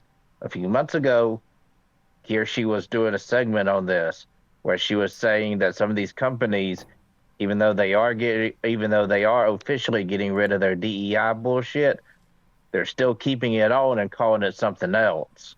So are we sure that that's not what Target did? Well, yes, they are actually just wholesale getting rid of it. Because what's the target demographic of Target? Rich white, upper middle class white people. Yeah. And Not anymore. specifically upper middle class white women. Which, if all of a sudden you have a bunch of toons raging off hormones running around and all of a sudden they start acting like fucking fools, the upper middle class white women decide to fuck on off out of the store. So, just saying. Just saying. Oh, I'm not saying there's a pattern of behavior, but there happens to be A pattern of behavior. Oh, and also for any FNGs that may be tuning in for the first time, let me go ahead and illustrate the differences between toons and trans people. Did y'all see here recently where Blair White finally broke down and converted to becoming a Christian? Okay, real quick. A toon is a toon. But the fact is that are they a self-aware toon or an unself-aware toon? If they're a self-aware toon, the self-aware toons 9 times out of 10, actually, let me rephrase that, 99.99% of the time, tend to actually be half decent fucking people. I follow a few, by the way. They're pretty decent. They have a good head on their shoulders. The non-self-aware toons, let me go get the leather. Well, I'm glad we were able to make this distinction because I didn't want any FNGs tuning in and hearing this stuff and automatically punch out. No, absolutely. But I also want to make sure that they also understand. You just need to understand that there's a deeper problem, and that if you want to resolve the problem or not resolve the problem, whatever, just acknowledge the problem. Also, I do want to say this. How glorious would the irony be that we just have a bunch of trenches out in the fields, and each trench is nicely labeled where individuals are to go, and then all of a sudden there's just a bunch of MG42s at the end of the fucking field. For the groypers, for the groypers, the irony would be fucking peak. You know, I had no idea you had Serb DNA swimming around in you. Oh, that's cold.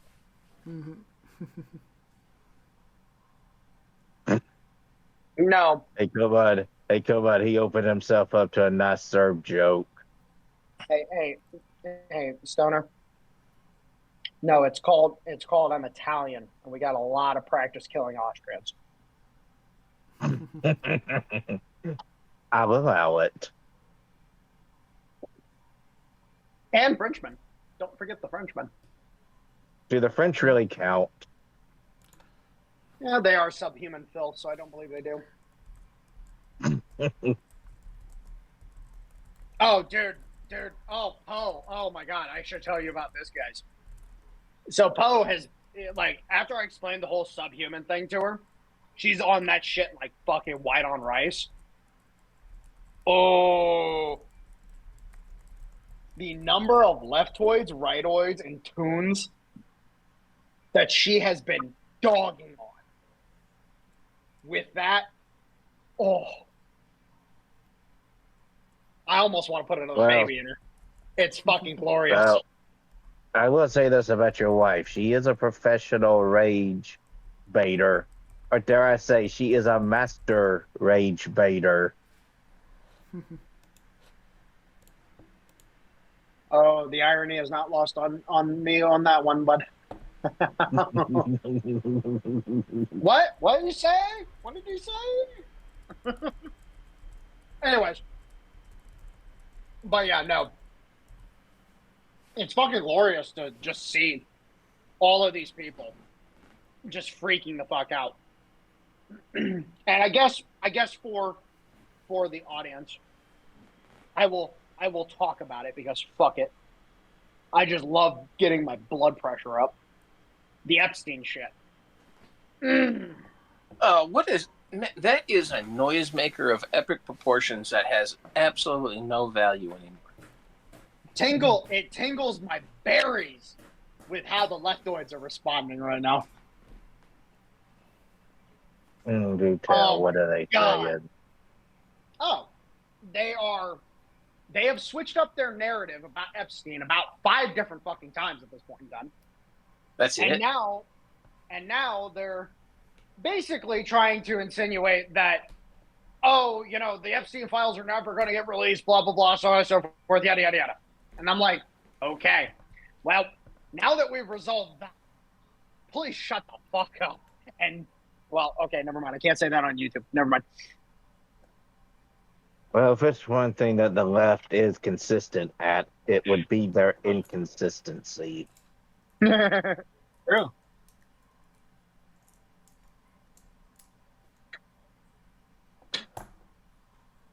But no, it's like as soon as Trump signed that fucking document, they immediately changed up their narrative again.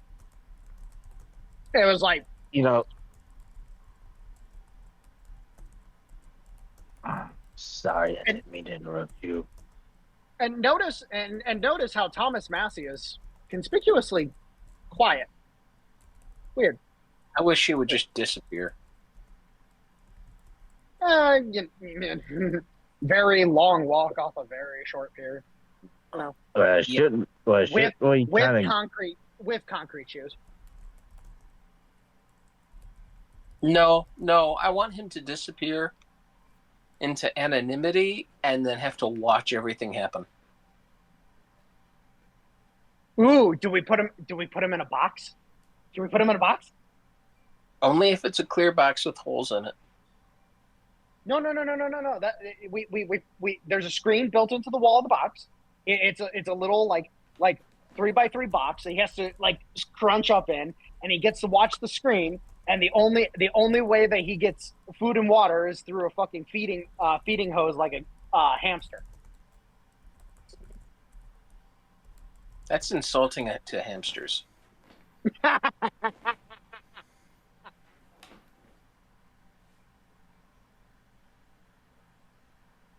Anyways, what were you going to say, Stoner?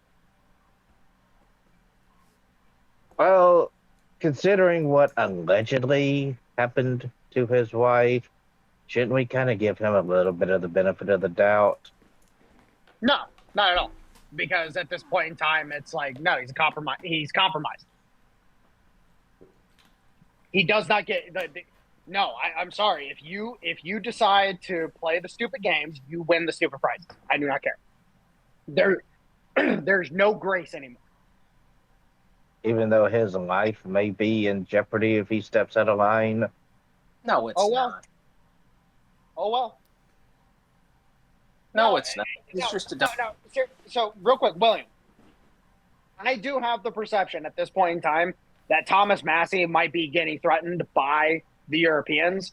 I do not believe that it's to his physical health, but that there is, I bet you, dollars to fucking donuts, there's some skeletons in that closet that he does not want to become public. Because I'm sure that's a very real possibility, but well, here's the point. Here's the point. Who did he just marry? I don't actually know much about the person he married. Yeah, I don't know off the top of my head. It's one of his former staffers. You're kidding me. There's a reason why Trump put that tweet out that he did.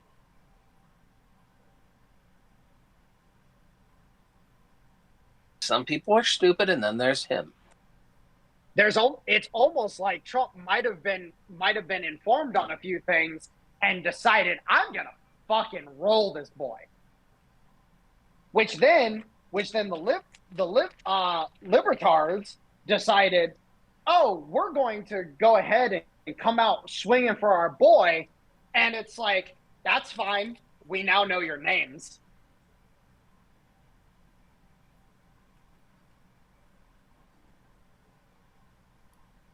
No comment.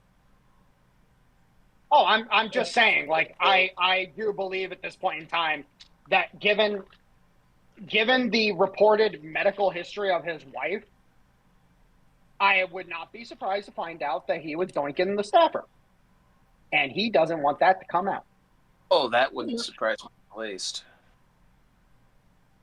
That's so common, it's sad.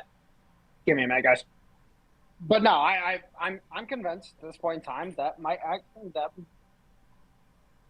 say about 80% sure that's probably what is going on. That somebody's got some dirt on Massey, and now he's, fully committed to not having that dirt come out because it's going to embarrass the shit out of him. Because he built himself on being the loving family man. And then it turns out, oh, yeah, by the way, during that time I was a loving family man. I was doinking my staffer. Oh, yeah, that's not going to fly real well, especially with his voter base. Oh, yeah, that won't go over well at all there. Probably not, Let's be honest. It is Kentucky, Well, that just means it's the staffer was a relative. No, you're thinking of Alabama. How many times do I have to, Dale? How many times do I have to tell your retarded French Canadian ass this? It's Mississippi. Would explain the spelling of the state. Well, Mississippi and Alabama are closely related, so meaning they're probably married too. Definitely cousins. Bullshit, we are. Why do you think the Alabama unofficial state motto is? Thank God we're not Mississippi.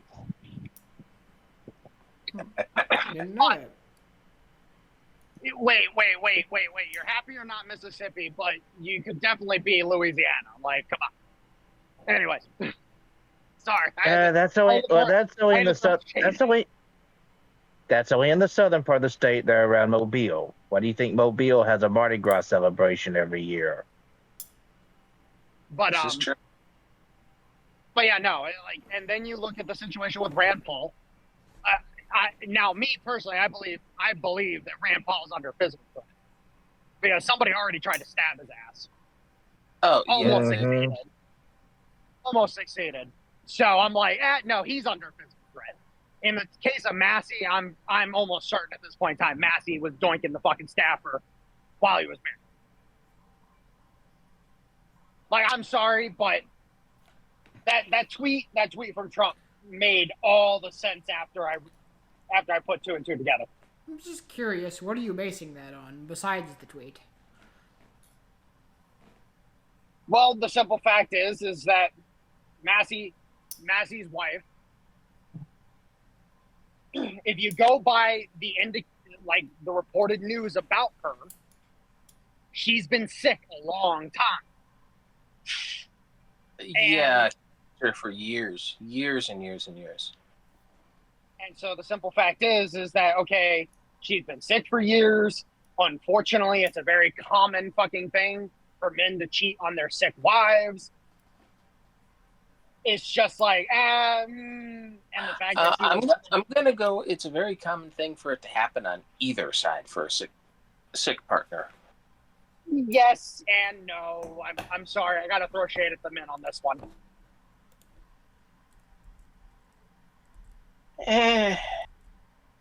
No, trust me, the women do it too, but it's like a 70-30 kind of split. Honestly, I've seen it up close, not personally, but up close, that it's happened to the men more often than the women. Well,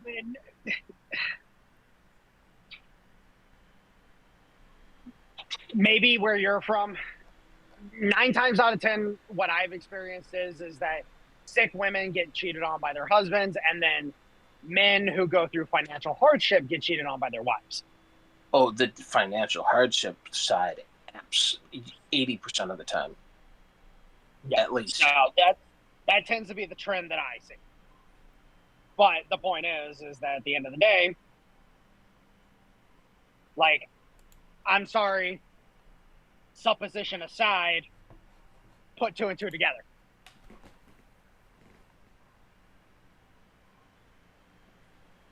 Like, I'm just saying.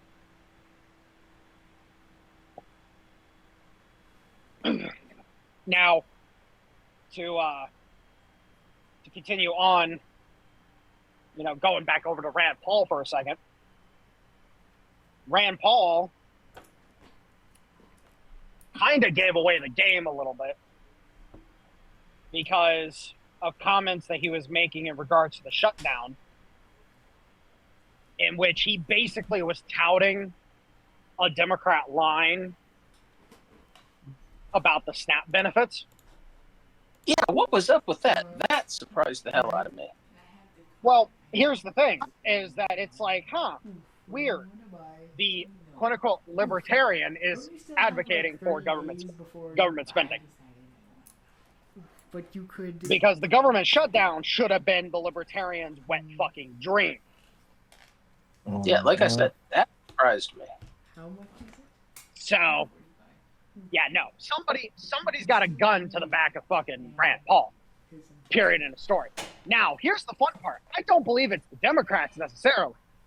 I believe it's fucking Mitch McConnell. Now, that would not surprise me at all. Isn't the turtle guy already having to be wheeled around in a wheelchair because he literally has one foot in the grave? Oh, yeah. He's by 2.0. Yeah, he's already chosen his successor for next year.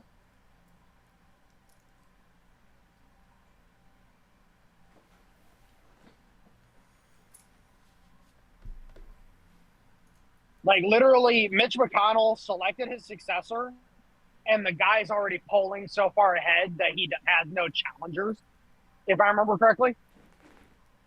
Oh, really?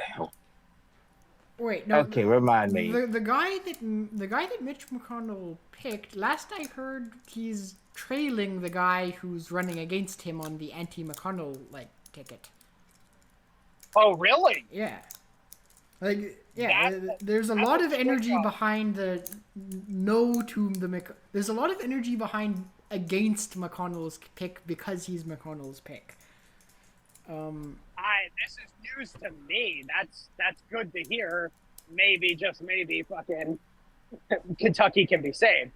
I made a joke about fortifying Ohio's southern border against Kentucky earlier today. So,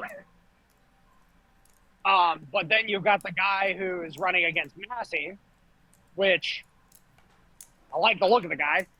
Hopefully he's not doinking his staffer.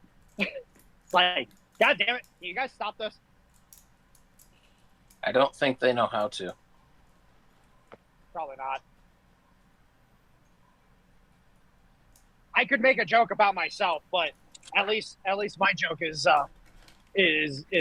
not from a place of, oh, fuck my wife. It's more from a place of, my wife is trying to throw bitches at me. Like, God damn it. No, dude. Hold on. Let me check. Okay, nobody's around. Can you guys explain to me why the fucking bisexual woman has all these lesbians that are like, I'll let your dude fuck me? It's like, what the fuck? No, sorry, can't explain that one. It's mind-boggling to me. I'm like, wait a minute. Wait a minute. I can explain it. Lesbians do not actually exist. Oh no, I've maintained that. I have maintained that position for the past 8 months since it started. Yeah, why do you think lesbians use a certain meat substitute? Indeed. But no, I made that joke to Poe. I'm like, there's no such thing as lesbians. It's just varying degrees of bisexual. Yes. I can officially confirm that. It's just funny to me. It's yes. like, Jesus Christ.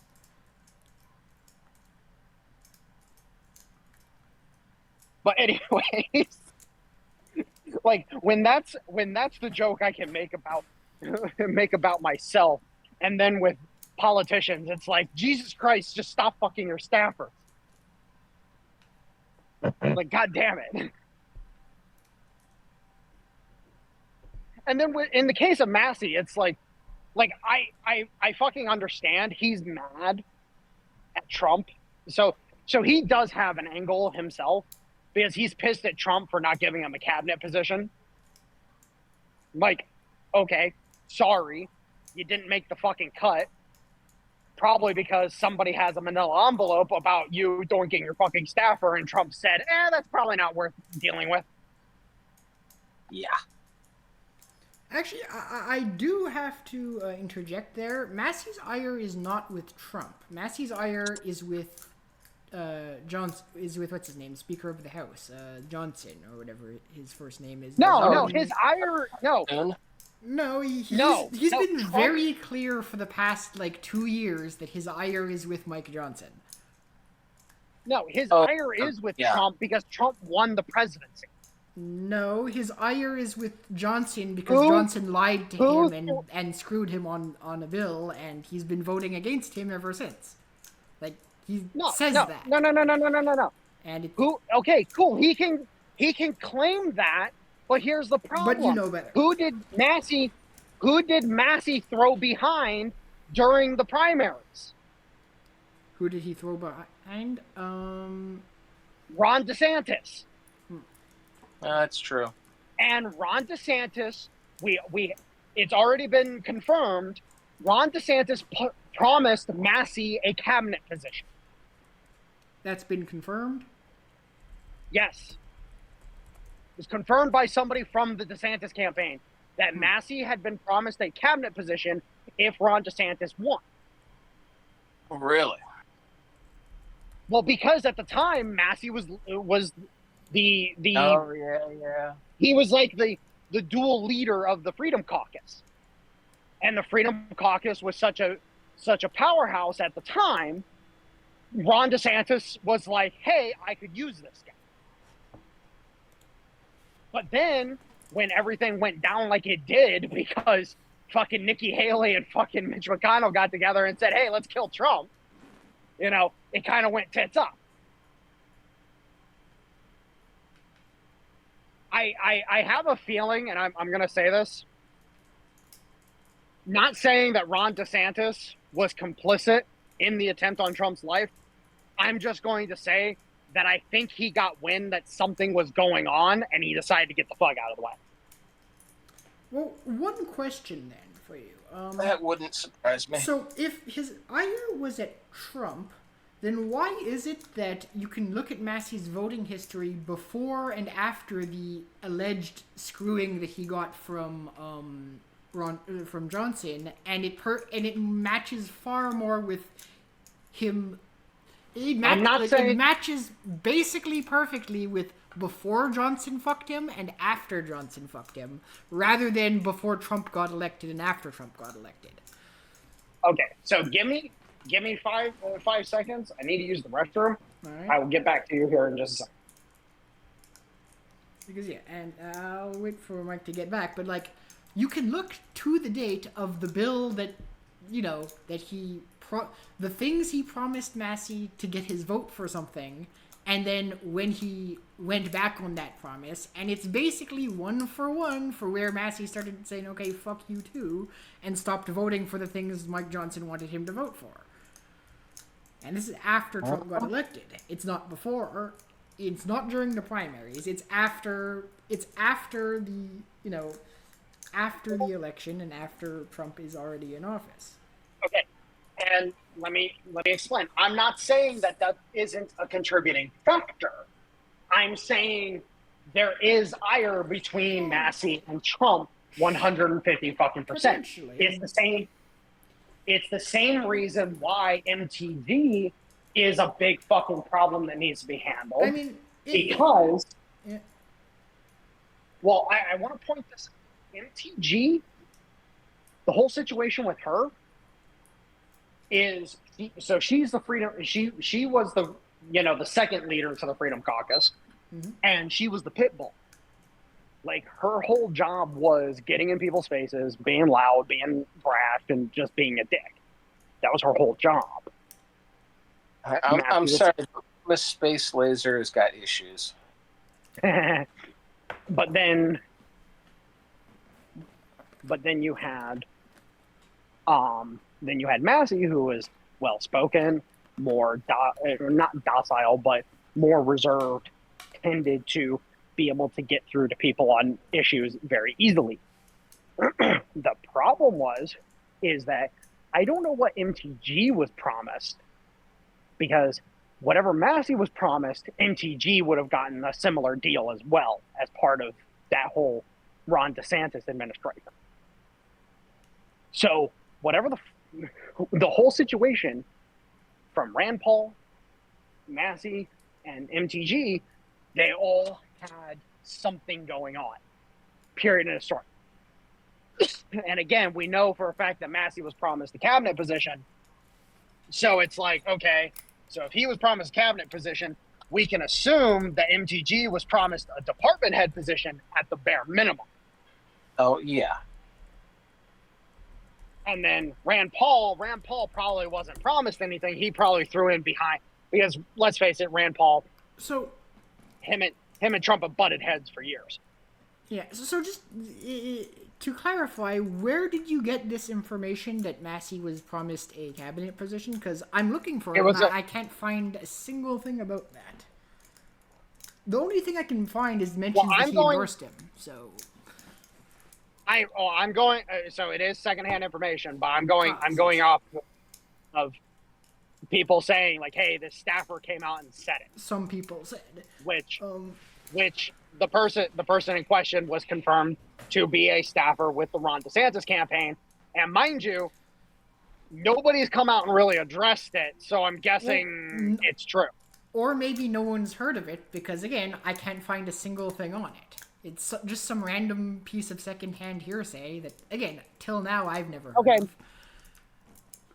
And if that's all, and if that's all it ends up being, that's fine. But I'm going to treat it as possible, given the fact that Massey. A whole lot of things are possible. That doesn't make them probable.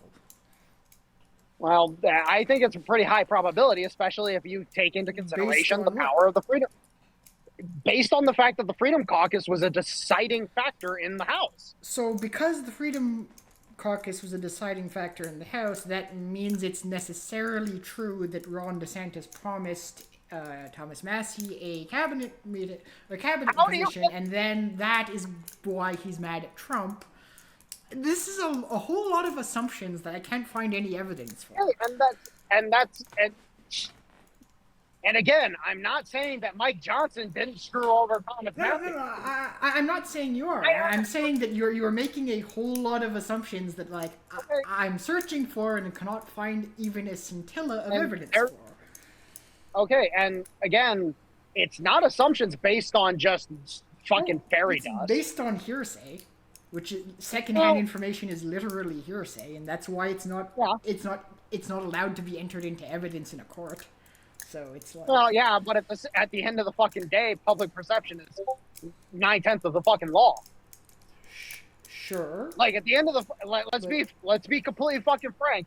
If everything was to go down today, the fucking Democrats impeached and convicted Trump, people are like, he's a fucking rapist, fucking douchebag. Sure, but that doesn't make it true. He's already convicted. Some people doesn't matter. Just because a second-hand source said it, that doesn't make it true. Right? Doesn't matter. Well, I mean, public perception. It matters. When it comes, the truth matters.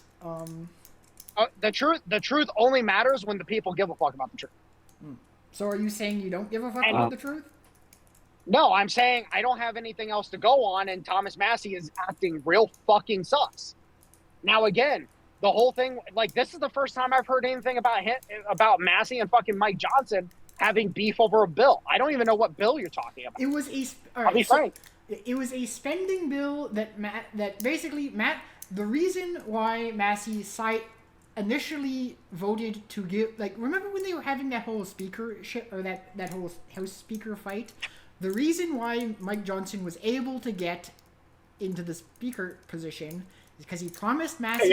You're talking about the bullshit with McCarthy, okay? Yeah, so he promised Massie something in their next spending bill that they were going to do, and then double-crossed him after getting Massie's vote, and just did not even let it. Okay, well, again, this is the first time I've heard this. Massie has been saying this since it happened, and you can also track his voting record since it happened. And this is why I'm saying I think the one that has the evidence you can point to, I'd argue, is more likely to be the correct reason. But then why is he constantly fucking trying to fire shots at Trump? Well, if his problem is with Mike Johnson. I'd say that only happened because Trump started firing shots at him first, and then he responded. Massie has been fucking taking shots at Trump for any number of fucking things that perceive to be anti-fucking libertarian. Not necessarily. Like, Massie was there during the entirety of Trump's first term, and I don't think you can find a single negative thing he said about Trump then. Because Trump wasn't able to do jack shit. What do you mean? He did. What do you mean? Alright, so the only record you can find of any interaction between Trump and Massie from Trump's first term was Trump attacking Massie for voting against some of the COVID nonsense that was going on. And then Massie, even during the beginning of Trump's first term, they were on good terms, so it seemed there was no real beef there. It was just like, political theater. It's only really been like the last, 6 months that it seems they've had, or actually it's only really been since the whole Big Beautiful Bill thing that it seems they've actually had any beef with each other, which again is which is a much nearer term thing than the whole Johnson thing, which happened like a couple of years ago now.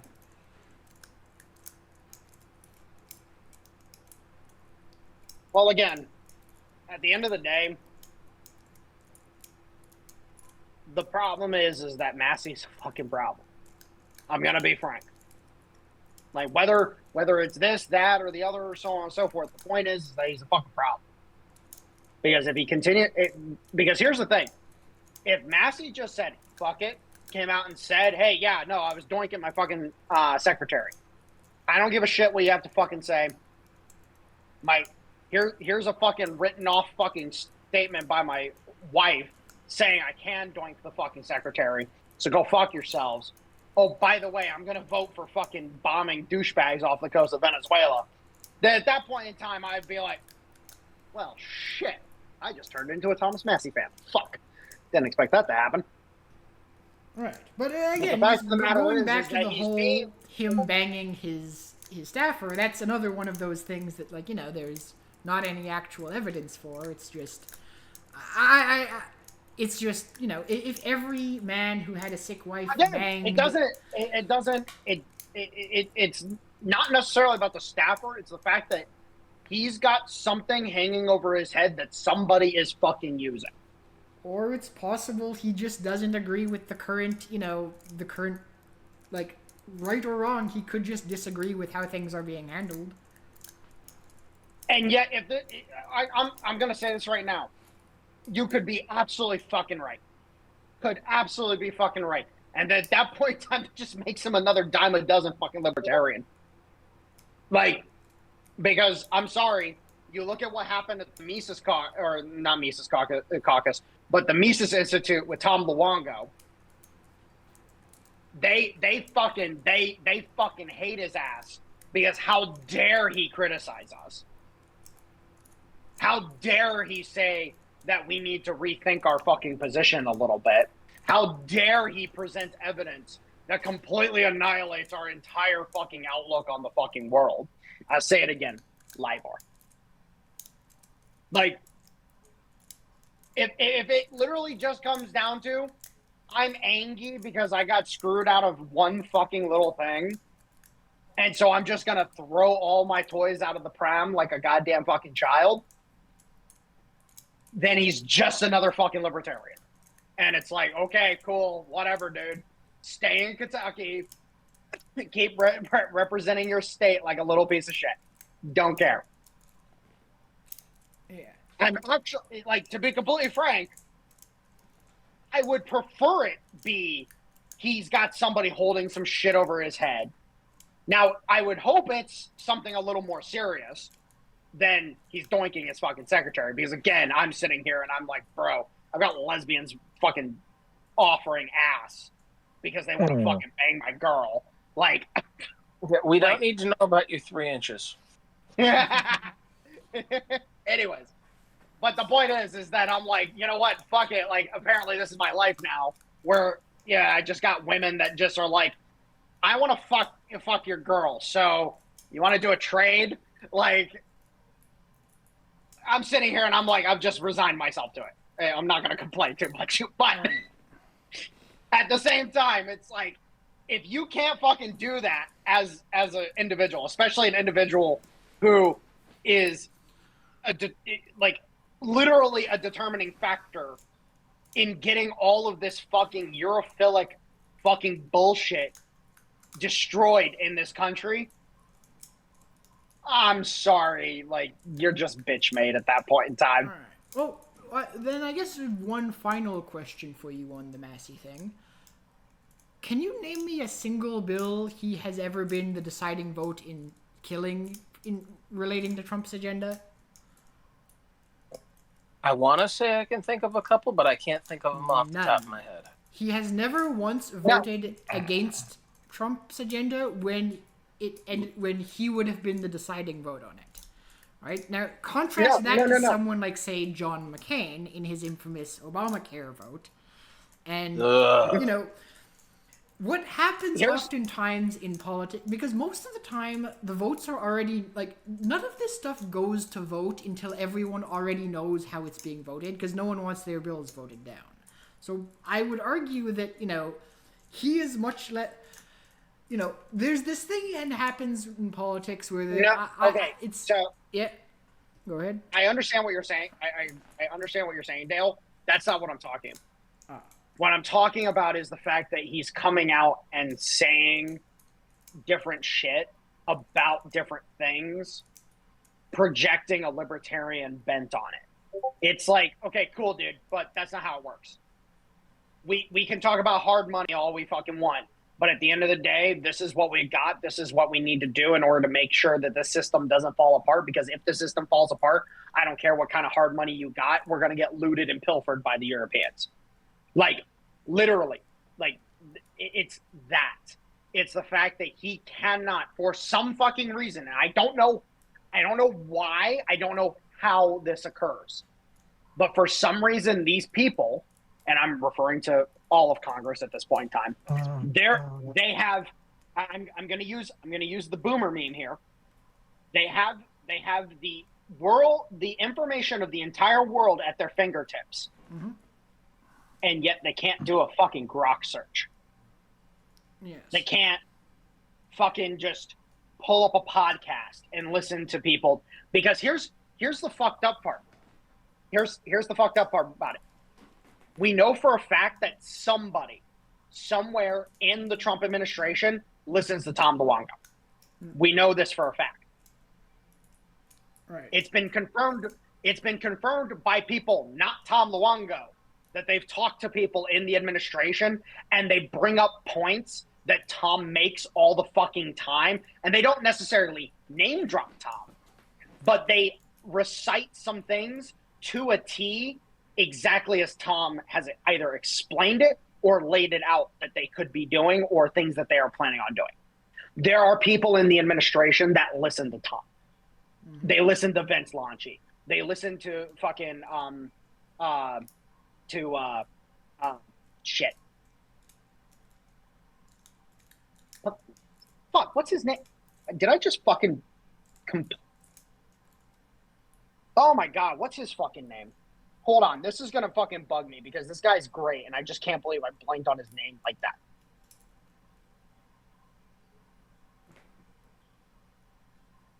Hold on.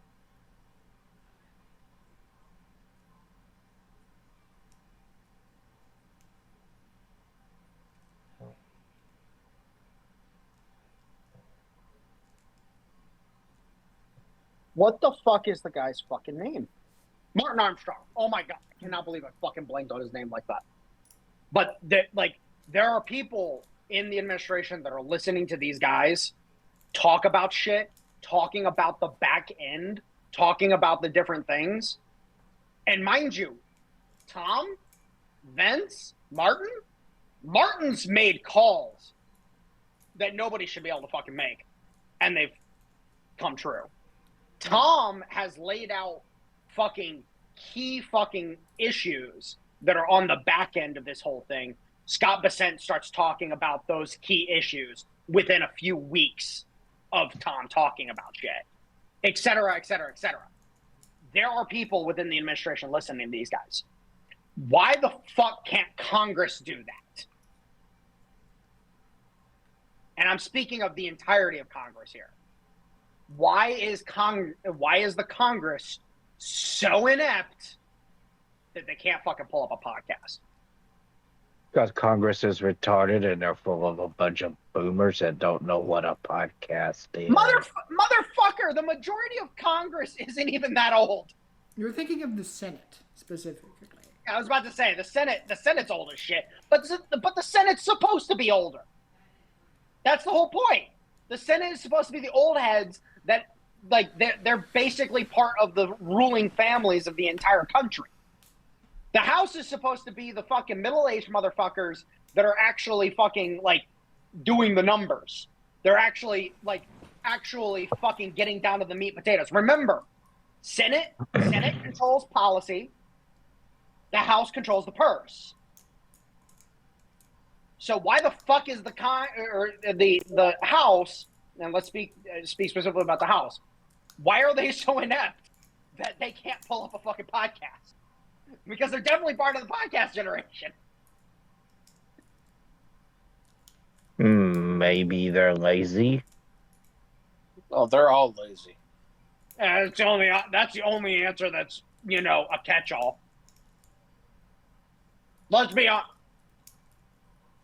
honest. Congress gave up all their power during Bush and fucking Obama, and they only cared about their what is it, Article 3 or whatever the fuck the article talking about Congress's powers. They only care about those powers when Trump was in office. And then they try to steal Article 2 away from the president. He's like, oh, yeah, fuck you, too. Fucking shitheads.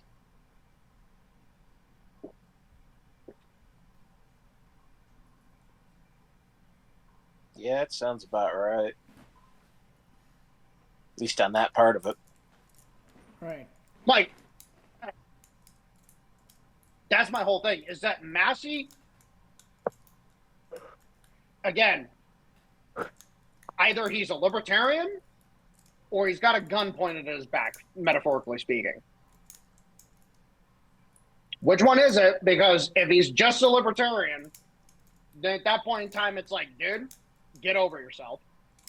Stop fucking trying to push your fucking narrative, because your narrative is shit. Because it's doing more harm than good. Or he's got a gun pointed at his back, which then at that point in time, I'm like, I want to know the severity of the situation. Because it's like, okay, if you're doinking your fucking secretary, congratulations. Sack up, fucking own up, and fucking start fucking talking straight. Or somebody fucking shot up your wife with fucking morphine and fucking killed her. And now they're threatening to fucking kill you and your family. At that point in time, I'm going to have some sympathy towards your ass. At that point in time, I'm going to be calling for war on the Europeans. Because we know damn well those are the motherfuckers doing that shit. Well, I would actually say... I say that. McConnell might just. But, that's McConnell. Yes. Well, I would say that actually, like, if you look at it holistically, Massey is probably a net benefit just because of... So, over the last 20 years, the type of voters who vote Democrat and Republican have basically inverted, where it used to be that the Republican Party was the party of high propensity voters who voted in every election, and the Democrat Party was the party of low propensity voters. But over the last 10 years, that has switched. And the fact that you're now a big tent party of low propensity voters, I'd argue means you need people like Thomas Massey to pull in the type of low propensity voters that like him, right? And which he hasn't really been derailing any actual bills, unlike, say, a John McCain. Antagonizing the people who like Thomas Massey and, pushing them out of the tent is bad when you're, again, low propensity voters, and you need a whole bunch of low propensity voters to, continue winning elections. Right? Which would be different if he actually derailed any, issues, but he, again, to my knowledge, and if anyone can bring me any, he has, but pretty sure he's, again, hasn't actually derailed any of the administration's, priorities or bills. They've all gotten passed so far, so it seems kind of counterproductive to be, and to be antagonizing one of the more popular members of Congress who's really liked by people whose votes are kind of important to not drive too many of them away. And that's fine. And that's a fair argument. Juxtapose it a little bit, though. Mm-hmm. Because then it's like, oh, those same voters, they get pissy because, oh, APAC, oh, human rights, oh, this, oh, that. And it's like, okay, hey, guys, we're killing drug smugglers. Yes. We're literally securing the Middle East in a way that nobody has attempted to do before. We have a Federal Reserve and a Treasury that are actually working together. See, here's the problem is that, and I made this statement to Stoner, and I'll make it here. If the voters are too stupid to not dig a little deeper into what's going on, then they're already a lost cause anyways. Again, like, I look at the narrative that Massey pushes. Like, when he starts talking about, he's doing one of those sidebar interviews at the Capitol building. and he starts making some hard money argument. It's like, yeah, dude, we're so far away from hard money, it's unfucking real. The closest you're gonna get to hard money is Judy Shelton. Period. In the story. It'll be 200 years before we're back to hard money. Yeah. But I mean, the point he's making is not wrong. It's just not doable right now. So I don't think you should be going after people who are making, technically correct points, even if they're not doable. Well, here's the problem. I can make the argument against hard money. Because hard money. I'd love to hear this. Hard money was how the British specifically, were attacking us back in the day.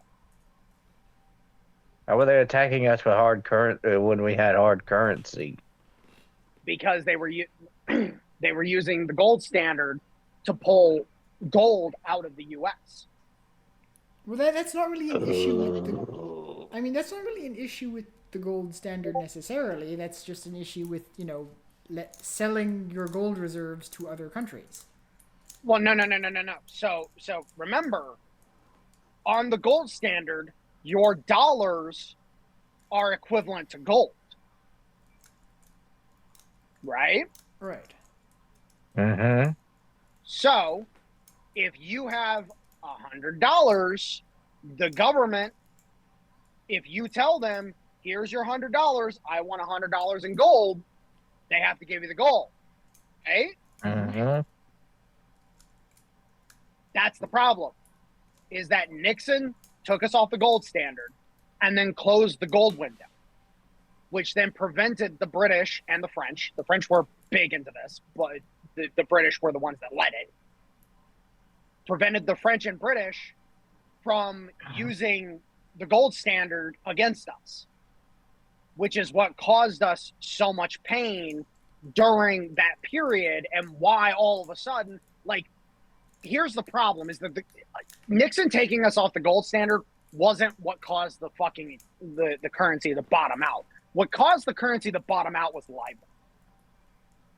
But back then, LIBOR, the London Interbank offer rate, overnight financing rate. That's what it was. One question on the whole, using the gold standard to take your gold, but that would assume, wouldn't they, in order to buy that $100, aren't you going? All right, how do I put this? If the British want to buy, I know what you're asking. Don't they have to then? Don't they have to then? Just so the audience knows what I'm asking, don't they then have to present an equal amount Marshall of Plan? Marshall Plan. Fair enough. That's how they were doing it. The tariffs that they had on the U.S., we were paying out so much money to them that they had a free flow of capital that was allowing them to do it. All right. Well, then again, goes back to the issue isn't necessarily the gold standard. The issue is the foreign aid we were giving to this stupid continent after. No, that wasn't foreign aid. Wait, it wasn't. They were giving a lot. If you're giving them tariffs. If you fair. Wait. The Marshall Plan was tariffs? Uh-huh. They would have tariffs on us. We wouldn't have tariffs on them. So we had to pay in order to put our goods into their market, and they didn't have to pay to put their goods in our market. Thus, it was a one-way money pipeline to the EU, or to Europe, not the EU yet, but to Europe, so that they could rebuild their economies. That's not foreign aid. That's economic policy. Totally different. And that's the point.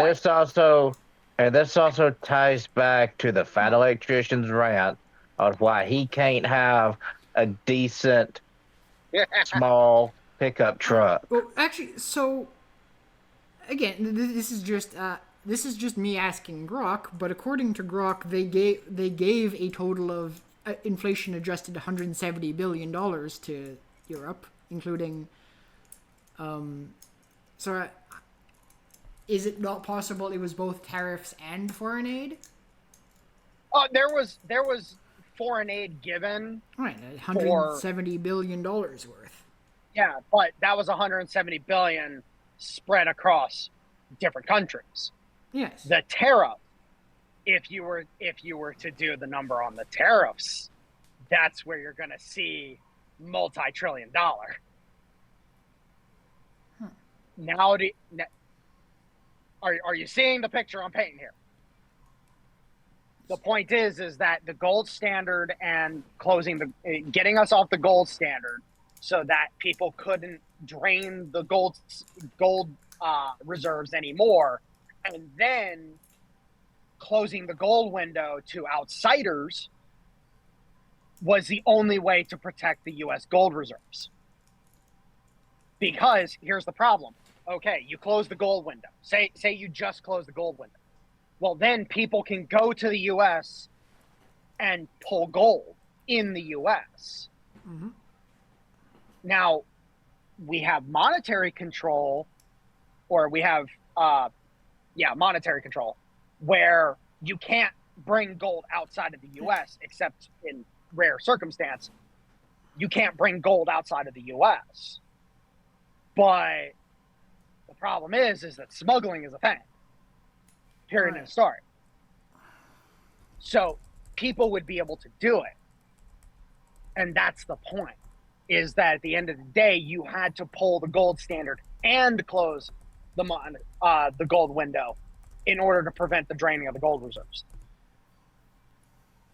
And that's the thing. That's what's so brilliant about the gold-backed tips idea, is that then we can be selective with who we open our gold reserves to. And if all of a sudden the US, Russia, and China, see what I did there? Yeah. All of a sudden start bouncing gold around to each other, and we start, openly having economic cooperation, it creates a situation where all of a sudden people are going to do well, and the Europeans are going to fucking hate it. Hold on, give me a second. Mm-hmm. Yeah, I'm about to do my handover for the night. Hey, bud, how you doing? Well, unfortunately, we're closed for the night, so I'm going to ask you to come back in the morning. See, across the street, that parking lot. Yes, actually. You can park over there if you want to. The closest truck stop, it's only got like 70 spots in it, so it's full by now. So, yeah. You're good to go down, spin around, and come back out, but, yeah, I'm just going to have to come back in the morning. 7:30. Have a good one. Welcome back. Yes. So, just again, a bit more. Hold on. Oh. Hey, Dale. Sorry, I'm doing my handoff. Oh, Hold on. Ah, shit! I still got 3 minutes. Fuck. All right. I was struck last night that I didn't have police one. Every afternoon shift, or even on Sunday, somebody. Oh, every time. Yeah. If it's on night shift, if it's like 5 a.m., you can let them start lining up, but you can only have two. So two can line up, and then I've been using that. You see where that prime truck is? Over yonder? Yeah. Okay.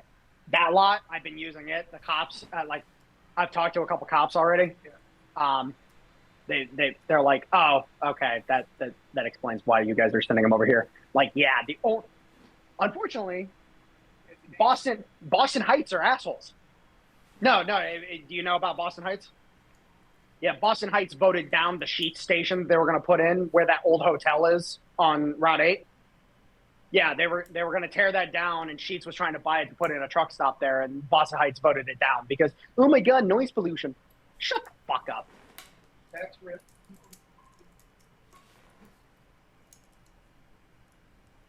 Tax revenue?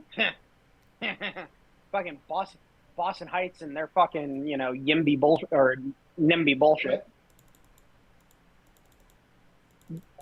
Nah, it's Boston Mills. It like, I don't remember if Boston Mills is in Boston Heights, but I'm pretty sure it's in Hudson. I don't know, when I was in high school a gazillion years ago, they had speed bumps. I was like, there's speed bumps in Lincoln, Ohio. Where'd you go to school? Glen Oak. Huh? Glen Oak and Canton. Okay. Well, we had Glen Oak High School. I also have to remember that you're an old timer compared to me. Different school. We were middle class. Yeah, you guys were Firestone.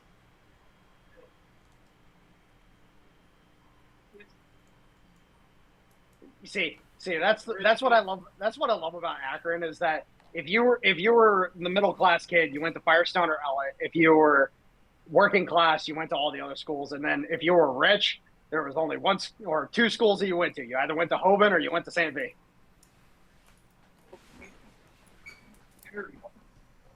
Kids with the money, North Canton, Hoover, Jackson, or Jackson Township, North Canton, Hoover. Of course, Jackson Township also was part of it.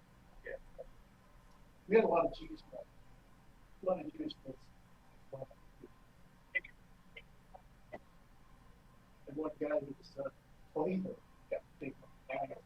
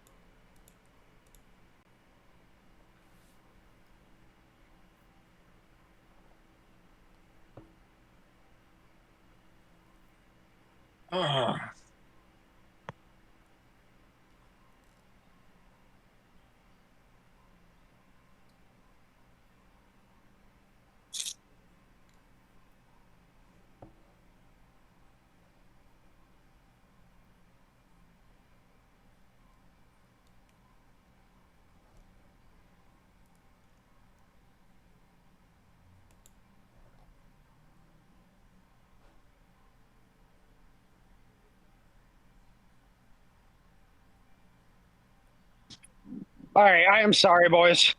No worries. Meh. But so going back to what we were saying before, and again, this is I can't confirm everything because I'm just asking Grok to confirm these details because it might be a bit too hard to pull up right now during a podcast. But in 1933, FDR basically made it illegal for you to be able to trade in gold, meaning that you can't go and redeem gold at a bank, and that only expired in 1975. So for the entirety of the Marshall Plan and 20 years later, that would have been impossible to do, would it not have? That was for American citizens. So foreign countries could still buy gold, just not American citizens? That's usually how it works. From what I'm reading, Because it's not for here's the American thing. citizens. It's just no gold whatsoever can be purchased. Well, yeah, no. So during that time period, and here's the thing: is that the government could do whatever the fuck it wants with the gold. So if they want to allow other governments to buy it and whatnot, there you go. Because you have to remember that whole policy was a twofold policy. It was, one, there are a shit ton of Americans in the country that had gold at the time, especially the Italian population. The Italian population, and mind you, the Italian population has never forgiven FDR. Bring up FDR to an Italian from back in the day, and they will curse that man to death because there were a lot of families that had their houses raided and their gold confiscated from them. Yeah, I was just going to add that it wasn't a case that you couldn't trade it anymore or turn it in. No, he sent people out and just flat out confiscated it. Oh yeah, the IRS, the FBI were raiding people. Like, it was bad. I'm surprised that there was there weren't more IRS and FBI agents shot. Were people just cucked back then? Yes. No, where do you think where do you think the I just need another IRS agent to finish my wind chime comes from? It comes from that period.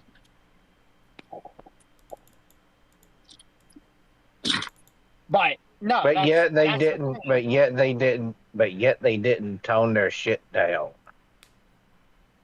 Well, I want to point this out. All of the major organized crime families are Italian, and they come out of this era. And it's because that was their former rebellion against the federal government and the government in general. I just want to know. I just want to know why the fuck there wasn't a civil war back then. There almost was, actually. I'm not It talking wasn't- about the businessman's plot. Huh?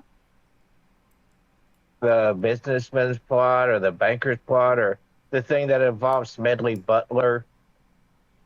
Oh, no. That was its own thing. No, there was almost so in several big cities across the board, there was almost full-blown riots that nearly turned into full-scale fighting on the streets because of the gold policy.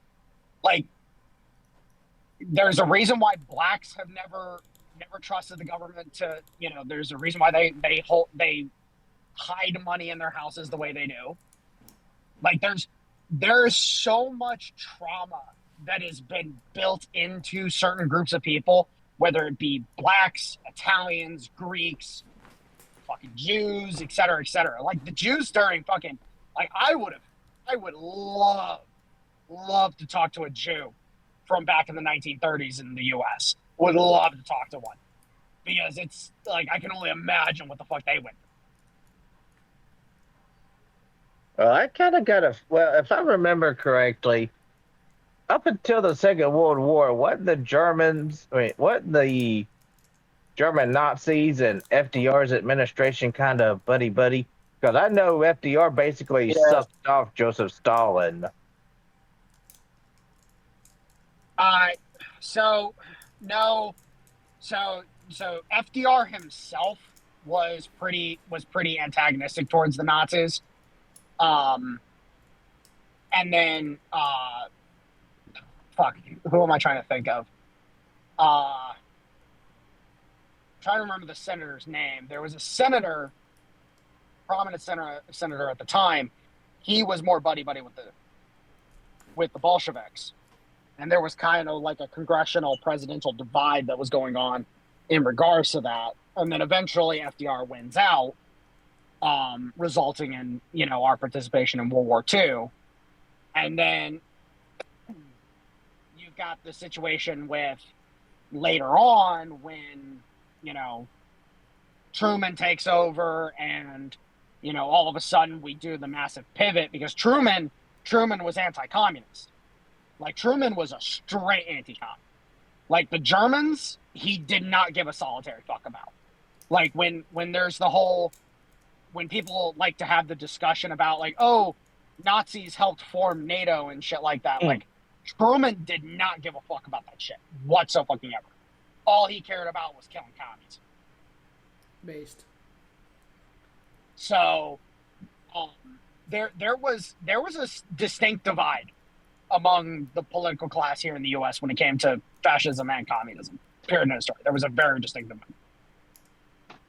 But again, the federal government almost toppled themselves when they decided, we're going to take your gold. And then everybody's like, you're going to what? And mind you, there has not been any attempt. Like when people start talking about reparations and shit because of slavery, I laugh. I'm like, bitch, you'll get your reparations when we get our reparations for our gold. Yeah. Like, sit the fuck down. You're not the first in line. Oh, come on, Warhound. You're a white guy. Therefore, you're privileged, and therefore, you don't deserve anything because you've been privileged. You lived a privileged life. The government loved you. Da da da da da da da. Standard progressive talking point. He's got a point. Insert progressive talking point.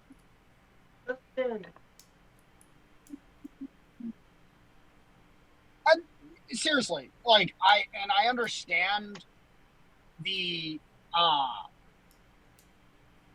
point of view of Massey, wanting to see hard money be a thing again, but until the infrastructure, like the actual infrastructure from the top down, is revitalized, like across the board, like rebuilding and reshuffling the Treasury and the Federal Reserve, and then also figuring out the credit markets and this, that, and the other. Like, until all of that is fucking figured out, there's no fucking way to implement a hard money scheme. There's just no fucking way. Mm.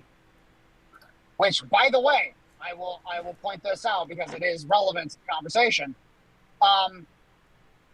What's a nation that has hard money that you might not expect to have hard money, but has had hard money this entire fucking time, and has been continuously using their hard money as a weapon against us?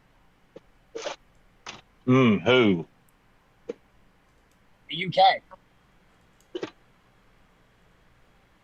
Yeah. That sounds interesting. Well, remember, they don't have a gold standard; they have a silver standard. Hence the pound sterling. Yes. Yep.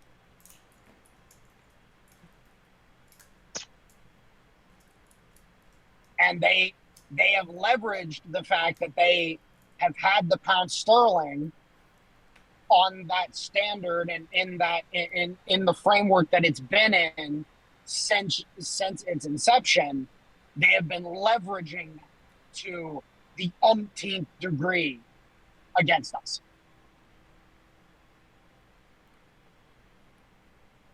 Because if I remember correctly, the British have only ever had one bank failure or one currency failure in their history, if I remember correctly, since the Bank of England was established.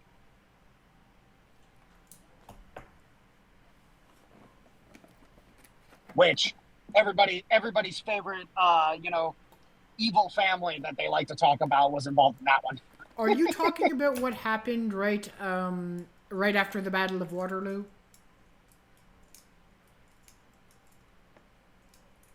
No, I'm talking about Baron Rothschild buying out the Bank of England.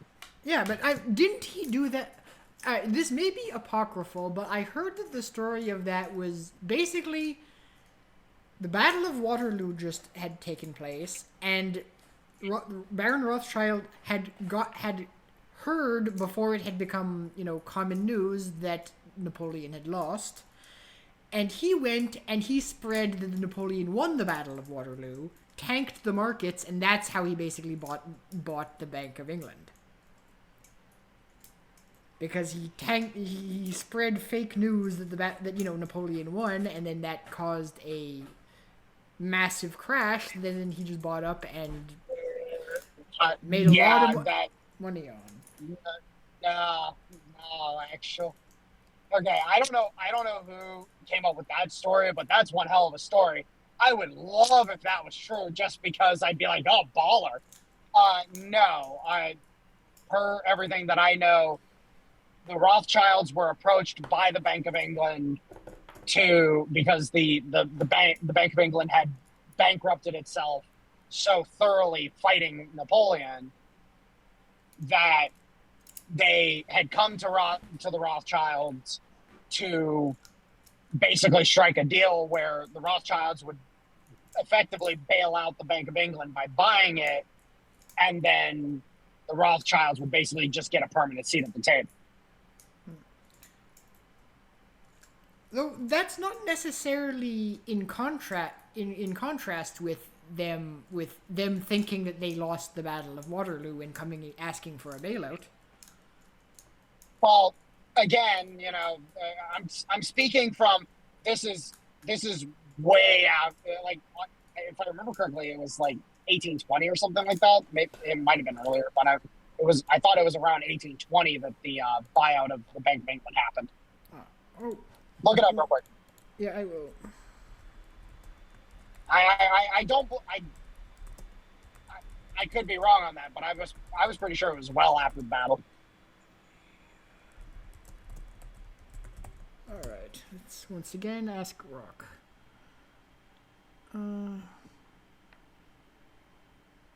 They say 1890, which I'm pretty sure that's far off, because that's significantly after Waterloo. Was it 1890? Yeah, that is.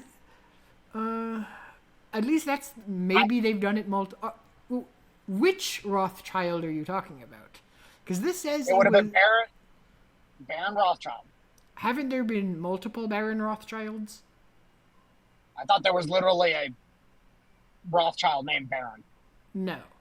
So, all right. It says that Nathan Rothschild, grandson of Nathan Baron Rothschild, named Nathan Rothschild, grandson of other Baron named Nathan Rothschild, was the one who did it. And that was in 1890. Apparently. Now, Gruck could also get this wrong or be referring to a separate event, so I can't confirm that or deny it, but yeah, that is what they said. Well, now I'm fucking stumped, because now I'm like, wait a minute. Jesus Christ. I thought, because, obviously you have Baron Trump. Yes. I thought every time I heard somebody say Baron Rothschild, I thought that there was a Rothschild named Baron. Oh, no, it was... So I'm like... He was just a Baron named Nathaniel. Jesus Christ, I hate fucking titles. And I hate people who can't fucking use full names. Well, that's not a me problem. That's a you problem. Apparently, also, Grok decided to include this. Apparently, he actually went by Natty instead of Nathaniel. Natty Rothschild. Yes. That's kind of funny.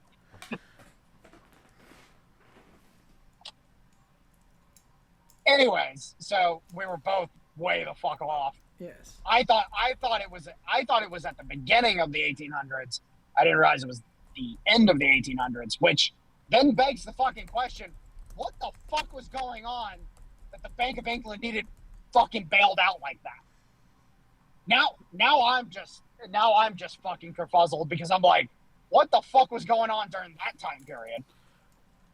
Okay, so it does mention a similar thing that said happened in 1915 around the Battle of Waterloo, but it said that's not the same thing as them bailing out of the Bank of England. 1815? Yeah, 1815.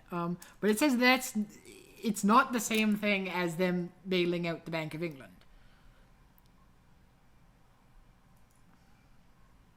Well, yeah. Well, to be completely frank, the 1815 thing might have been like, oh, a bunch of the big families got levied to pay money to the crown, and that could have been what that was. But now I'm like, was there like a big sepoy rebellion or something going on during that time period? Like, I am really confused. Like, what the fuck happened in 1890 in the British Empire to nearly collapse the Bank of England? I am confused. Because I genuinely thought like it was related to the Napoleonic Wars. Let's see. Oh, apparently it had to do Okay, so the Bank of England had bet heavily and recklessly on Argentine and Uruguayan bonds and railway projects during an 1880s boom in South America, and it blew up in their face. Oh No, that makes sense.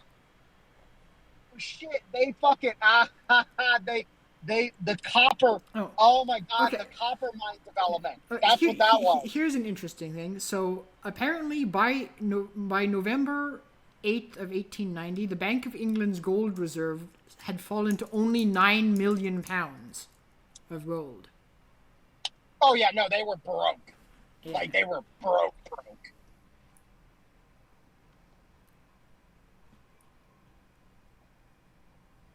I know about that. Like they were broke. But that's hilarious.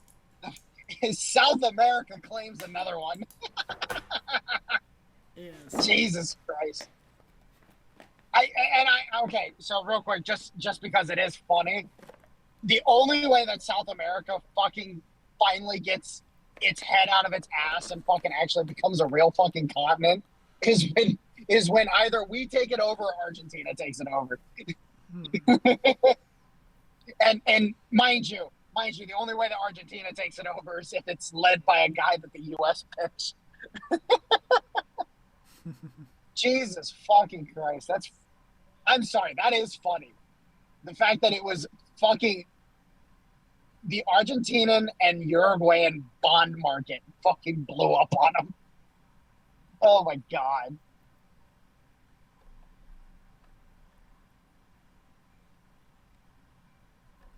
Oh, and also, so to elaborate what the thing happened with the Battle of Waterloo, so Nathaniel Rothschild did in fact get the news early, but he didn't exactly he didn't destroy, buy up the whole bank. What he did was he went to the London Stock Exchange and deliberately he dumped a shit ton of British government bonds, which brought the market way down and basically caused a panic, thinking that they lost the Battle of Waterloo. And then he rebought the now significantly less worthwhile bonds and made millions and millions of Lehman Brothers. He pulled a fucking Lehman Brothers. Yes. Jesus fucking Christ. Oh Hey, my wow. God.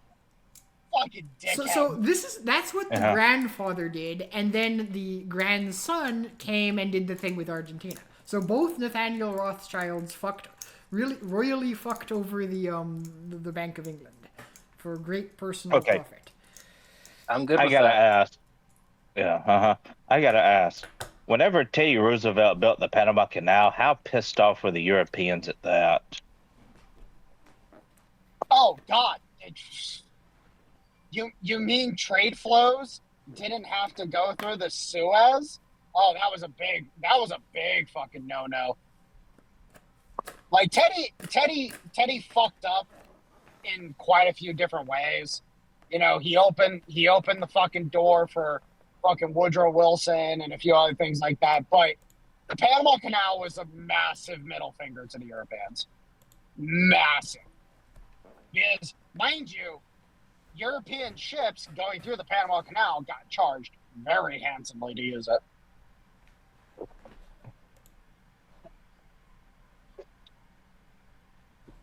Mm-hmm.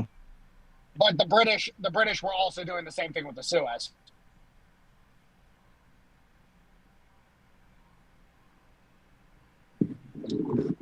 And then Jimmy Carter had to be a dickhead and sell it back to Panama for $1. Well, here's the thing, is at the end of the fucking day, the times have changed to the point where it's like, it doesn't matter who owns the Panama Canal, because at the end of the fucking day, it's like, what are you going to do? Stop us from taking it? Like that's kind of the whole deal with the Panama Canal right now. Like, it's the same thing with the Suez.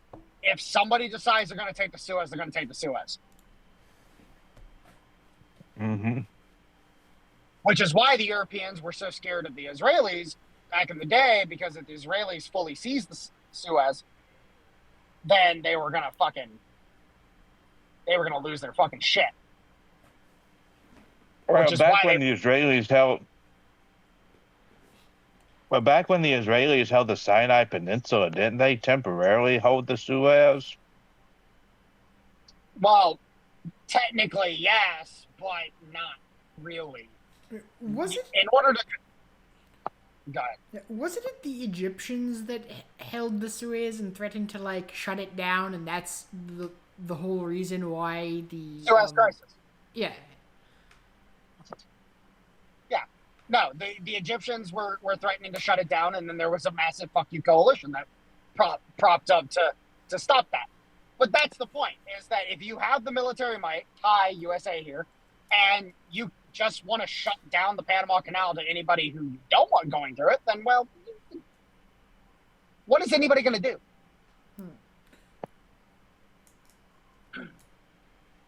Like, I'm just gonna say this right now. Like, we have 3 friendly air kills with the Patriot system. Like, and mind you, that was when the Patriot was running explicitly as it was supposed to. Like, congratulations. Like, we're gonna get your ass.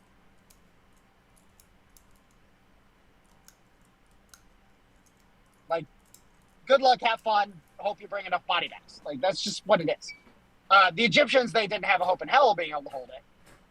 Now, if, like, say, for example, the mythical European army actually happened and they all started speaking fucking, a bastardized version of Dutch or whatever the fuck they decided to standardize to, they could have the military power in order to be able to hold something like that. But point is that that's what it's going to take. Mm-hmm. And for the entirety of the Mediterranean that isn't European, you should be hoping to hell and back and praying to fucking God that the Europeans don't federalize, because if they do, they're going to be a big fucking problem for you guys later.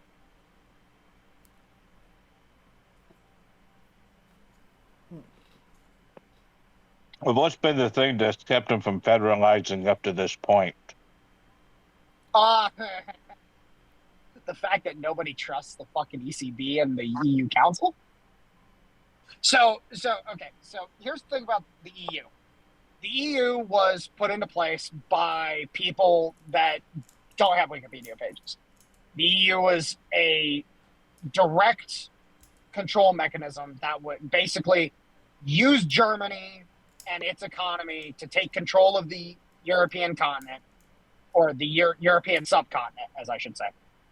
Take control of the European subcontinent, and then proceed to force everybody into a strict, standardized system that would allow for whatever government has control to then utilize it freely. No, that sounds almost something like what a certain funny mustached Austrian painter tried doing. If you look into Hitler, you realize he was a big fan of Kalergi's work. But the British were also big fans of Kalergi's work. And so were the French. So, like, all of them kind of have the motivation to do this. The good thing is that Kalergi's work happened to be very, very, very, very, very, very, very, very unpopular in Italy and in Spain. And so they still haven't quite been able to get a handle on the situation, because 2 of the main countries that would make up a federalized Europe are not interested. And the main reason is because... Oh, go ahead. You mean to tell me Germany's not interested in it? Shocker. Oh, no, Germany is. Because Germany benefits from it, because, it's their bonds that they act as the foundation for the entire European financial system. The the euro does not exist without German industry, Italian industry, and Spanish agricultural goods. Like, basically, the EU does not exist without those three things, period in the story. Because France is a bureaucratic nightmare. They cannot basically do anything other than build an army, which, that's the one thing the French are good at. Building him, it just looks like a light bulb. And then the British are let me rephrase. The British that don't have Wikipedia pages are the masterminds behind the whole thing, for the most part. Yeah, there's a few Frenchmen in there and a few Germans and, so on and so forth. But the majority of the non-Wikipedia page havers are British. And just in general, like, they can't get it done because the U.S. is like, no, we're not letting you become a problem. Which is why we're arming the Italians and the Greeks. Because sure as shit, once you're federalized, sooner or later they would become a problem to us. Yeah. Oh, sorry to interrupt, but some interesting news has just broken. So remember that we mentioned, and I posted this, I think, earlier on yesterday, that they had, there were reports that the U.S. was now planning to make that peace deal with Russia and Ukraine where they gave Russia a lot of stuff they wanted. Apparently, It has now just officially been drafted. So they are doing it. Oh, jeez. Holy shit. So, can you really interesting. Okay, can you please dumb that down to the knuckle-dragging retards that live under a rock? Alright, so basically, hold on, I have to find my tweet because it summarized what they were, yeah, so they've now, the peace plan they're proposing basically gives Russia all the Donbas, the Ukraine gives up certain weapons and has to cut their army in half. So they have to downsize their armed forces. And that Zelensky is also not very happy with that. Zelensky ain't gonna have much of a choice if he wants to keep some semblance of a Ukrainian nation and national identity intact.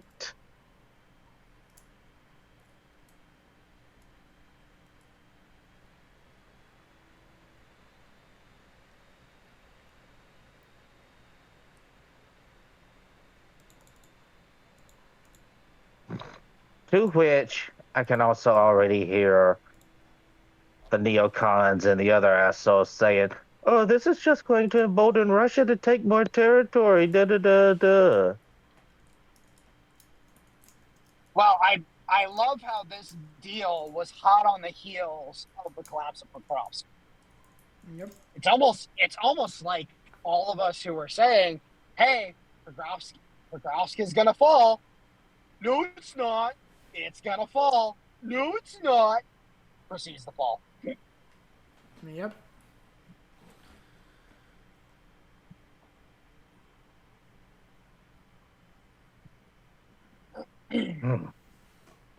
Have the European or any big European players making comments about the situation?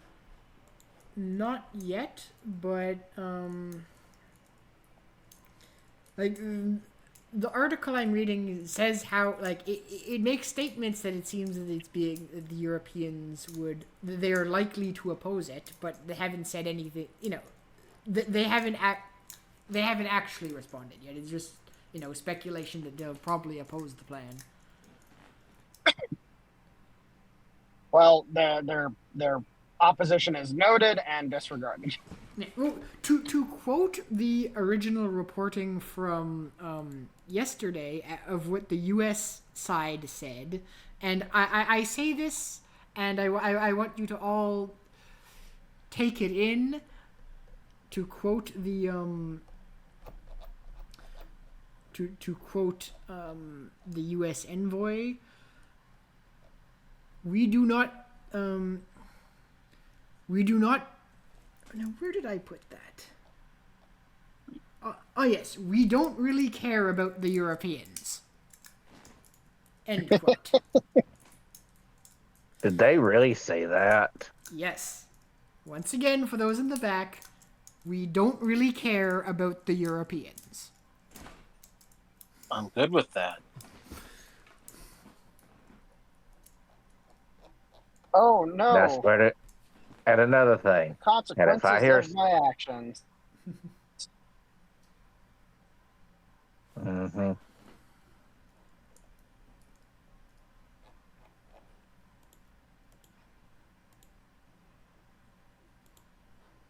Well, honestly, I think that's as good a time as any to end it off for tonight. Yeah, it works. All right. All right. If anyone else has any final thoughts, if not, then I will terminate the broadcast. Yeah, I'm good. Yeah. All right.